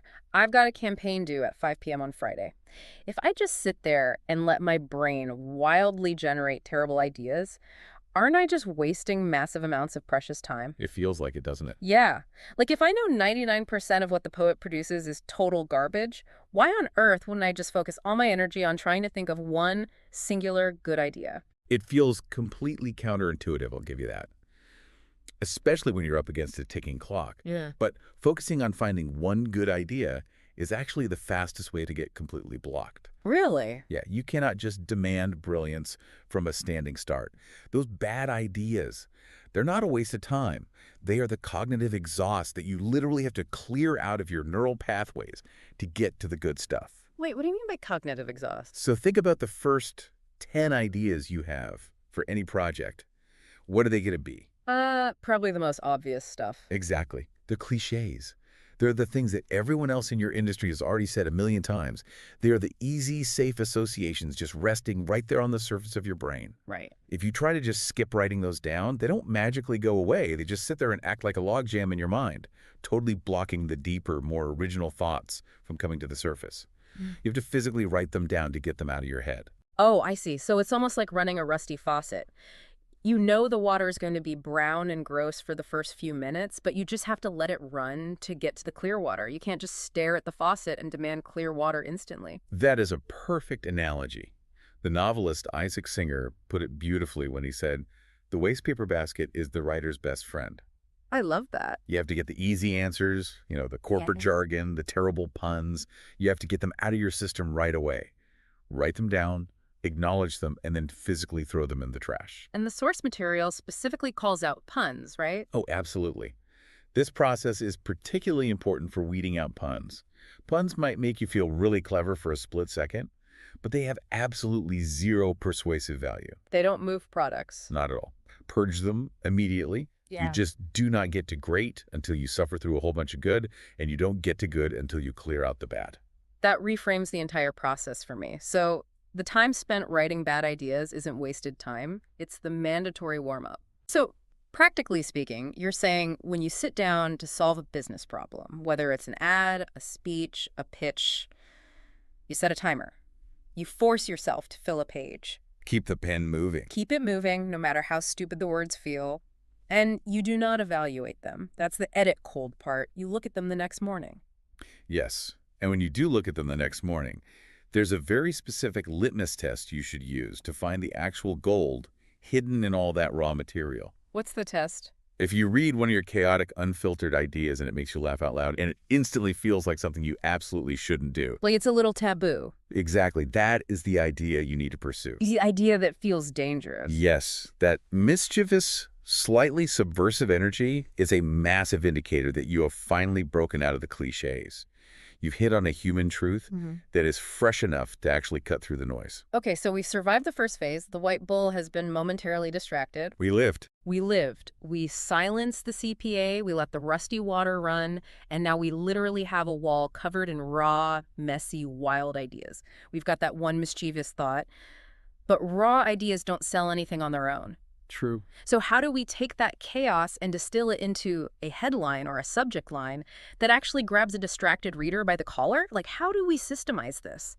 Well, you definitely don't just stare at the wall of chaos and hope a brilliant, fully formed headline magically jumps out at you. You have to break the product or the service down into its component parts and systematically write toward each one of them. Break it down. Yeah, it's an exercise in expanding your associative pathways. Let's walk through an example to make this concrete for everyone. There's a fascinating breakdown in the book regarding how you would write an ad for an airline. Right. So if you're tasked with writing a headline for an airline, the absolute worst thing you can do is just sit down and try to write variations up. Like, fly us, we're great, or we have the best service. Those are the cliches. Exactly. They are totally invisible to the consumer at this point. Instead, you create a matrix. You break the airline experience down into distinct categories. You've got the food, the destinations, the seats, the mechanics, the business traveler, the vacationer. And then you start listing wildly disparate words associated with each of those subcategories. Yes. You forced your brain to find new nodes of connection. The source gives an even crazier example for an outboard boat motor. Oh, right, the boat motor. If you're selling a motor, you don't just write down words like engine, propeller, or fast. You start pulling in words like fish, water, pelicans, flotsam, jetsam, the Atlantic, the Titanic, Captain Ahab, Ishmael. Or a boat motor ad. Right. You're laying out all these disparate pieces like a giant set of Tinker Toys. The whole goal is to start forcing connections between words and concepts that don't normally belong together. Because that creates friction. Yes. When you connect Ishmael with a 50-horsepower outboard motor, your brain has to work to find the link. And that work is exactly where the humor, the surprise, and the intrigue live. And once you start clicking those Tinker Toys together and actually crafting the sentences, there is a very specific mechanical trick that instantly elevates the writing. Oh, the sentence structure rule. Yeah, it's all about sentence structure. You have to save the operative part of the headline, like the punchline, or the major reveal for the absolute end of the sentence to maximize the impact. This is literally a masterclass in cognitive pacing. Let's look at how this works in practice. Suppose you're writing an ad about how incredibly comfortable your airline seats are. Okay. You might write something like, even dogs feel human when they fly with us. I mean, it's fine. It communicates the message. But it's flat. Yeah, it's definitely flat. It is flat because the payoff happens way too early. The reader gets the joke at the word dogs, and then the rest of the sentence is just sort of trailing off. Right.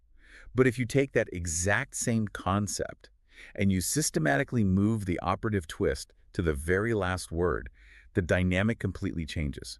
So you write, almost every passenger arrives feeling human. Almost every passenger arrives feeling human. Exactly. And the visual accompanying the headline is a picture of a dog climbing out of an airline pet carrier. That is brilliant. Let's unpack exactly why that is so much better. When I read, almost every passenger arrives feeling human, my brain immediately assumes you're talking about business people, right? And because they're usually exhausted by travel. Exactly. You're coasting on a normal assumption. I'm coasting, but then I look down at the picture of the dog and my brain is momentarily confused. It has to aggressively work for like a split second to connect the word human to the image of the dog. And that split second of cognitive work is everything. When the reader successfully closes that loop in their own head, their brain rewards them with a tiny hit of dopamine. They feel smart. They feel smart for getting it. You haven't just told them a flat fact. You have invited them to participate in a micro-puzzle. And people remember things they helped build. Exactly. Yeah. If you hand them the punchline too early, you totally rob them of that reward. So you want to eliminate any friction that prevents them from getting to that reward. Which actually brings us to another incredibly rigid rule for headlines that the book mentions. The fake model numbers. The absolute total ban on using fake model numbers. Oh, this is a massive point of contention between creatives and clients all the time. Clients love their model numbers. They spent millions of dollars developing the TX-17 Super Pro, so they demand it be right there in the headline, introducing the new TX-17. But why is that so destructive to the ad? Because to a reader, a model number is not a word. It is a visual speed bump. Think about how the human eye scans text, right? It moves in rapid jumps called saccades, recognizing familiar word shapes. Right. When the eye hits TX-17, it physically stops. The brain has to shift gears from linguistic processing to alphanumeric processing. Oh, I never thought of that. It completely breaks the rhythm of the sentence. It introduces friction. And when you are fighting for a distracted reader's attention, friction is death. Save the model numbers for the fine print at the bottom of the page. Your headline must be smooth, inviting, and emotionally resonant. Okay, I'm with you on the mechanics, I get it. But this is the point where the philosophy introduces a rule that sounds completely borderline sadistic to me. Uh-oh. I know which one you're talking about. The 100 headlines rule. Yep. The rule states that if an ad needs a headline or if a crucial email needs a subject line, you must write 100 of them. 100. And I have a huge problem with this. Let's go back to an analogy. If a photographer takes 1,000 photos at a shoot, it's just clicking a shutter, right? It takes a fraction of a second. But writing 100 distinct, clever, perfectly structured headlines, that is agonizing cognitive labor. It's brutal. If I am on headline number 12, and I have one that makes me laugh, that has the twist at the end, that does the job perfectly, why on earth would I torture myself and my team to write 88 more? I completely understand the resistance. It is the most common pushback this process receives. It sounds like a recipe for total burnout. But the harsh truth is, if you stop at number 12, your standard for what constitutes a winner is almost certainly too low. Too low. But if it works, it works. It might work, but it won't be undeniable. Let's break down the psychology of what actually happens when you force yourself to write 100 variations of a single concept. Okay. As we discussed earlier, the first 20 headlines you write are your cliches. Oh. They are the rusty water. They are the baseline industry standards. So even if number 12 feels clever, it is likely just a slightly polished version of a cliche. Okay, fine. So I clear out the first 20. What happens next? The next 50 are going to be weird. Weird. Yeah, this is the wilderness phase. Your brain realizes it has exhausted all the obvious safe answers, so it drastically overcompensates. It starts forcing bizarre connections just to be different. The phrasing gets clunky, the logic gets strained. You're just trying too hard. Exactly. You are wandering through the desert, and it feels awful.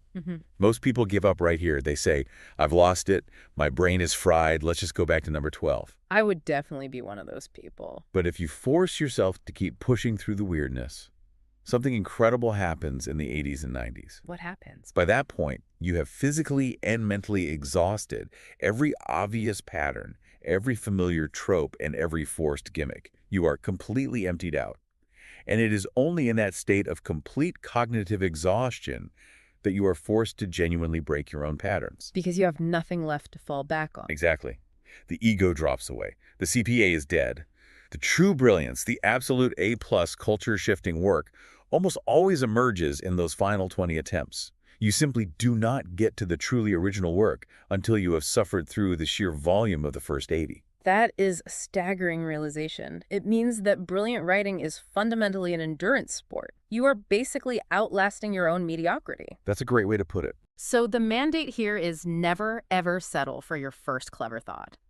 You have to assume your first clever thought is everyone else's first clever thought, too. You build your matrix, you pull your random word lists, and you relentlessly grind out variations until you break through to the other side. It is exhausting, but it is the only way to guarantee you aren't just adding to the noise. Okay. Which brings us to the next massive challenge.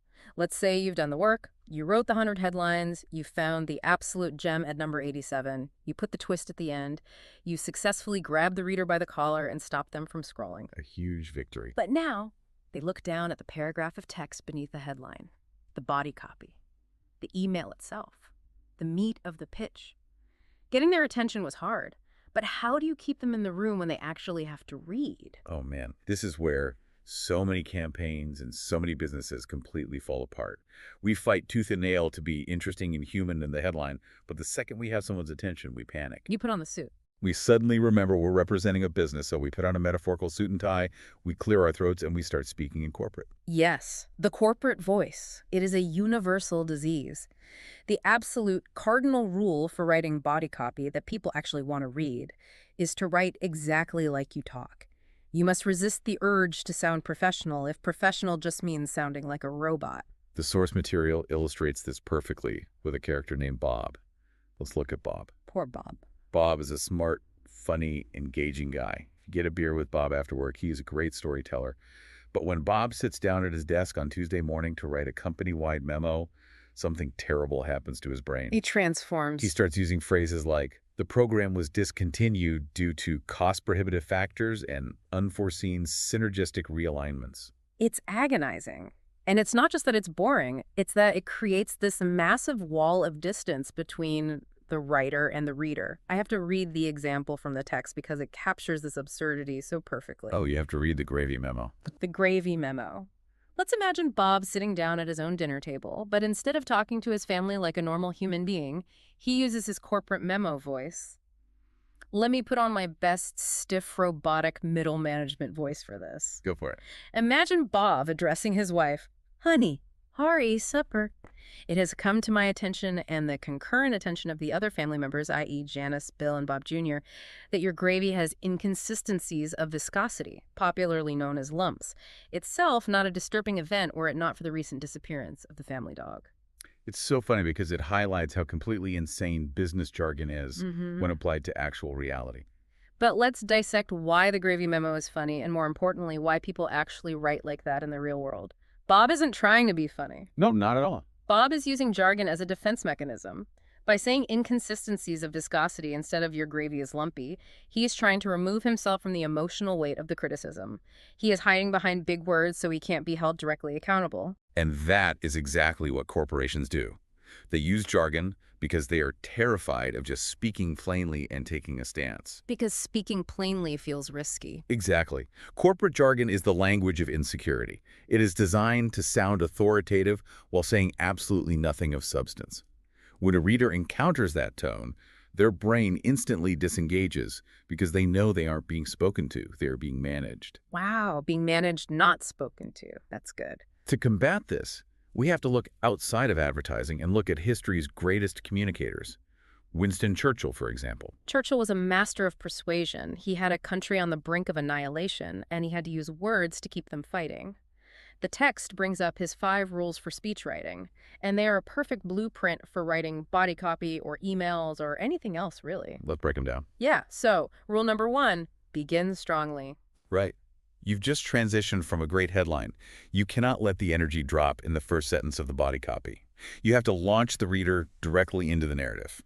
No throat clearing, no welcome to our newsletter. Just start moving. Like a James Bond movie. You don't start with him waking up and making coffee. You start with him jumping out of a helicopter. Exactly. Rule number 2, have one theme. This is critical for cognitive load. A massive mistake writers make is trying to say 5 things in one ad. Our car is fast, and it's safe, and we have great financing, and it comes in blue, and our dealers are friendly. It's too much. When you say 5 things, the reader remembers nothing. You have to ruthlessly isolate one core theme. Our car is the safest on the road, and subordinate everything else to that point. Rule number 3, use simple language. This goes right back to the gravy memo. Never use a $10 word when a $1 word will do. Utilize instead of use. Facilitate instead of help. It doesn't make you sound smart. It makes you sound pretentious. Exactly. Rule number 4 is perhaps the most profound in terms of neuroscience. Leave a picture in the listener's mind. Let's really dig into this one. Why is a picture so important? Well, because the human brain does not natively process abstract concepts, right? It processes sensory information. It processes images. Yes. If a CEO sends an email saying, we are streamlining our synergies to maximize operational efficiency, that is entirely abstract. It means nothing. The brain literally cannot visualize a synergy. It slides right off the mind.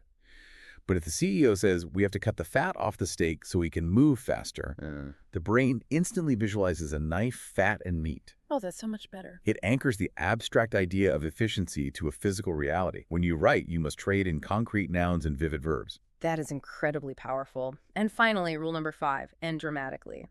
The recency effect. The last thing they read is the first thing they will remember. You have to leave a ringing in their ears. So we have the linguistic rules, but how the text physically looks on the page or the screen matters just as much.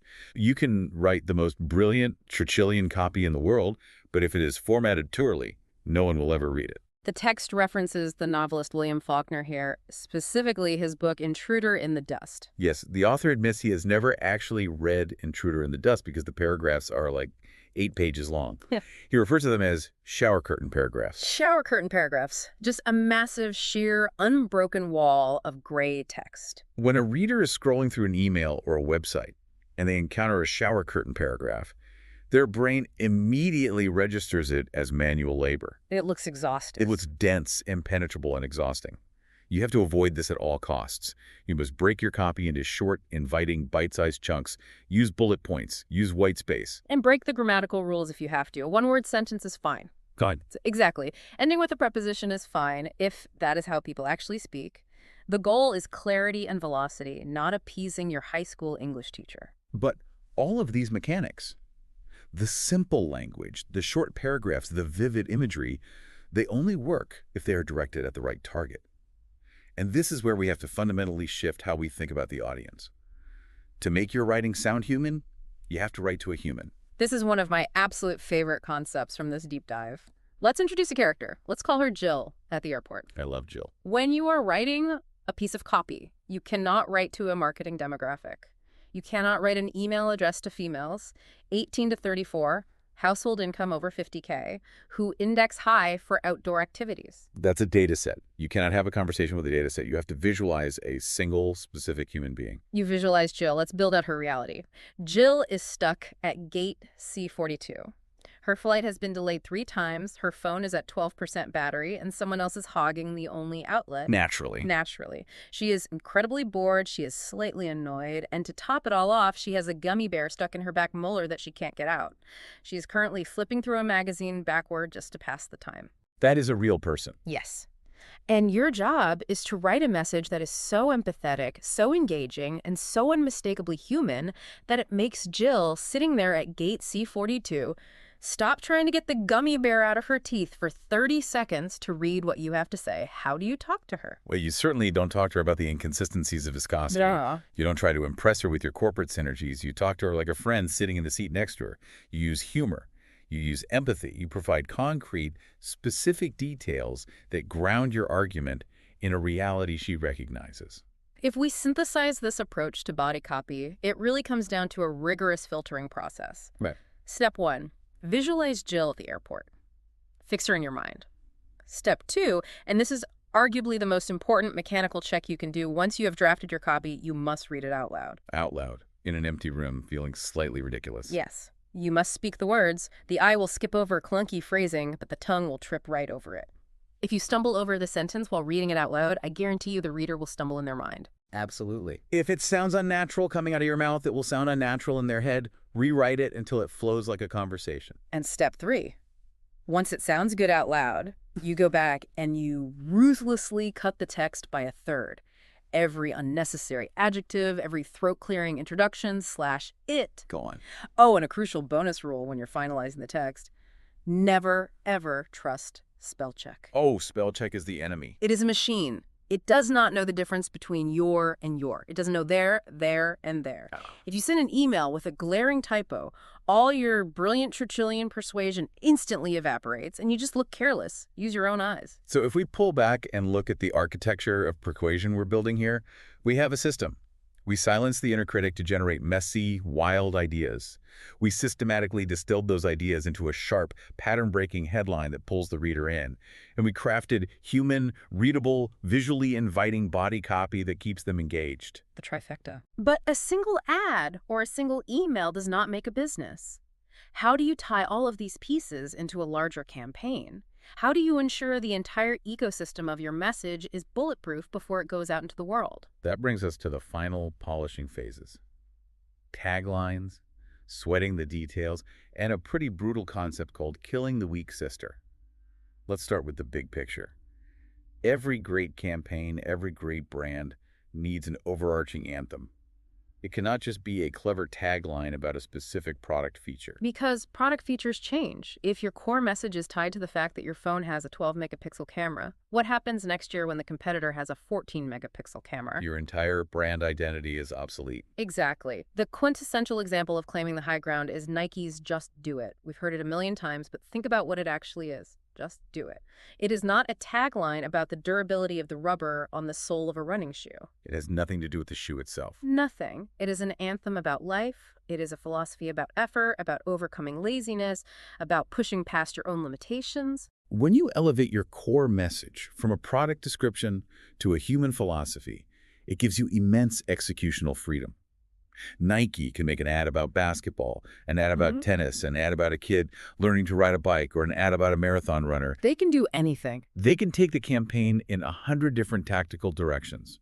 But because the overarching anthem is so strong, it all maintains a unified brand soul. But maintaining that soul, keeping the brand pure across all those different executions, requires absolute ruthlessness when it comes to the quality of the individual pieces. And this introduces the concept of killing the weak sister. This is where the emotional detachment from your own work is really tested. Oh, big time. Let's frame it this way. You are presenting a campaign.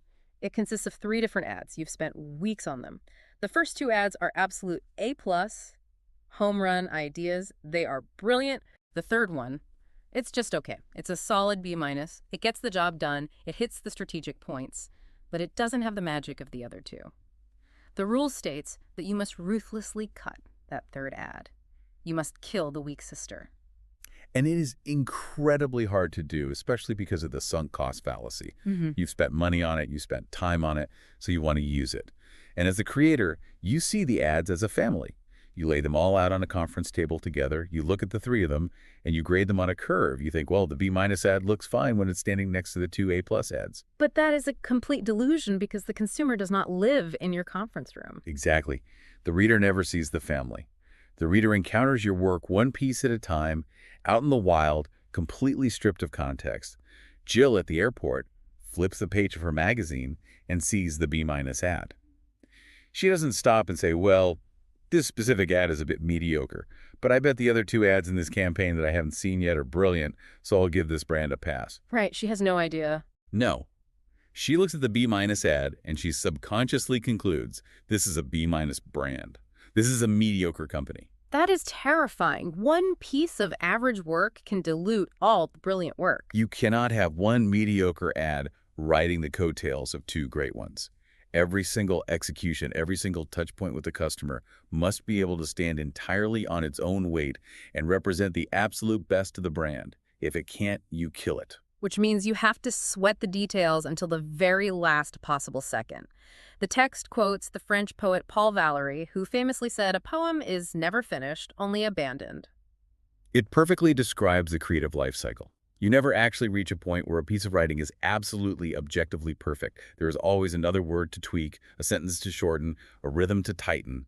You have to obsess over every detail, every comma, every visual element, until the external pressure of the deadline physically forces you to abandon the work and ship it. And part of sweating those details is auditing your own work for clarity. This is the final stress test. It's the museum curator test. If a piece of content requires you to explain it for it to work, it is fundamentally broken. Imagine you paint a picture and hang it in a gallery. If you have to stand next to painting all day and explain to every passing visitor, well, the reason I put those red blur lines behind the car is to show that it is moving fast, then the painting has failed. Because you can't mail yourself out with the campaign. You can't be in everyone's inbox explaining what the email actually meant. The work must speak entirely for itself. If it needs a manual, if it requires a preamble, cut it or fix it. All right, so we have exhaustively covered the mechanics of the work itself, from the messy generation to the disciplined writing to the ruthless editing, but there's one final crucial element we have to address. What about the machine doing the work? What about you? This is the million-dollar question. Because you can know all the rules in the world, but how do you manage your own brain when the ideas just aren't coming, the deadline is looming, and you are just staring at the wall in despair? This is where we have to acknowledge that creativity is not just an abstract intellectual exercise. It is a highly sensitive physical and psychological state. You have to actively manage your environment and your own sanity. If you are stuck at your desk staring blankly at your partner's shoes or the water cooler, you cannot just force your brain to work harder. You have to disrupt the physical environment. The source gives some fantastic, slightly weird advice here that I absolutely love. It basically says, leave the room, but don't just go to another desk. Go somewhere entirely disconnected from your normal patterns. Go work in an empty hotel lobby. Specifically, those weird, cavernous, second-floor lobbies that architects design in big hotels but nobody ever actually sits in. There is deep neuroscience behind why that works. When you are in your normal office, your brain is running on autopilot. It recognizes the stimuli and it grooves into familiar, predictable pathways. But when you place yourself in a novel environment like a strange hotel lobby, your brain has to suddenly process new sensory information. The lighting is different, the smells are different, the ambient noise is different. It wakes you up. This spike in novel stimuli increases neuroplasticity.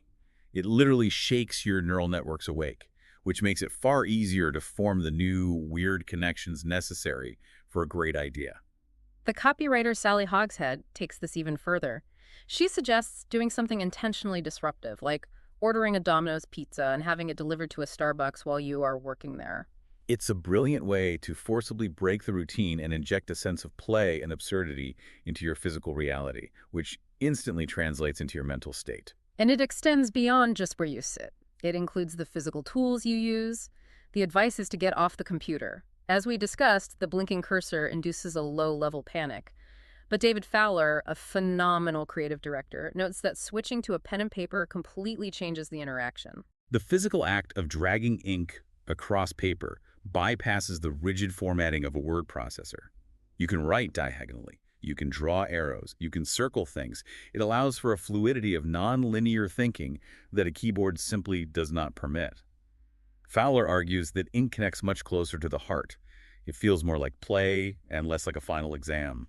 But what if you change your environment? You switch to a pen, you order the pizza to the Starbucks, and you are still stuck. Then you have to apply Edward de Bono's first rule of holes from his work on lateral thinking. Let's explore this, because this saved me the other day. De Bono says that if you are digging a hole in the ground looking for oil, and you aren't finding any, the solution is not to just keep digging deeper and deeper into the exact same hole. That is just exhaustion. The solution is to stop digging, move across the yard, and start digging lots of new shallow holes to see if you can hit a different vein. Translating that to writing. If an idea feels like a physical fight, if you are wrestling with it and it has dents in it from you trying to hammer it into shape to make it work, you have to abandon it. Stop digging that hole. You have fixated on a single pathway that is dry. Back up, look at the matrix, and start a completely new shallow hole. It requires immense cognitive flexibility. You cannot be precious about an idea that isn't working.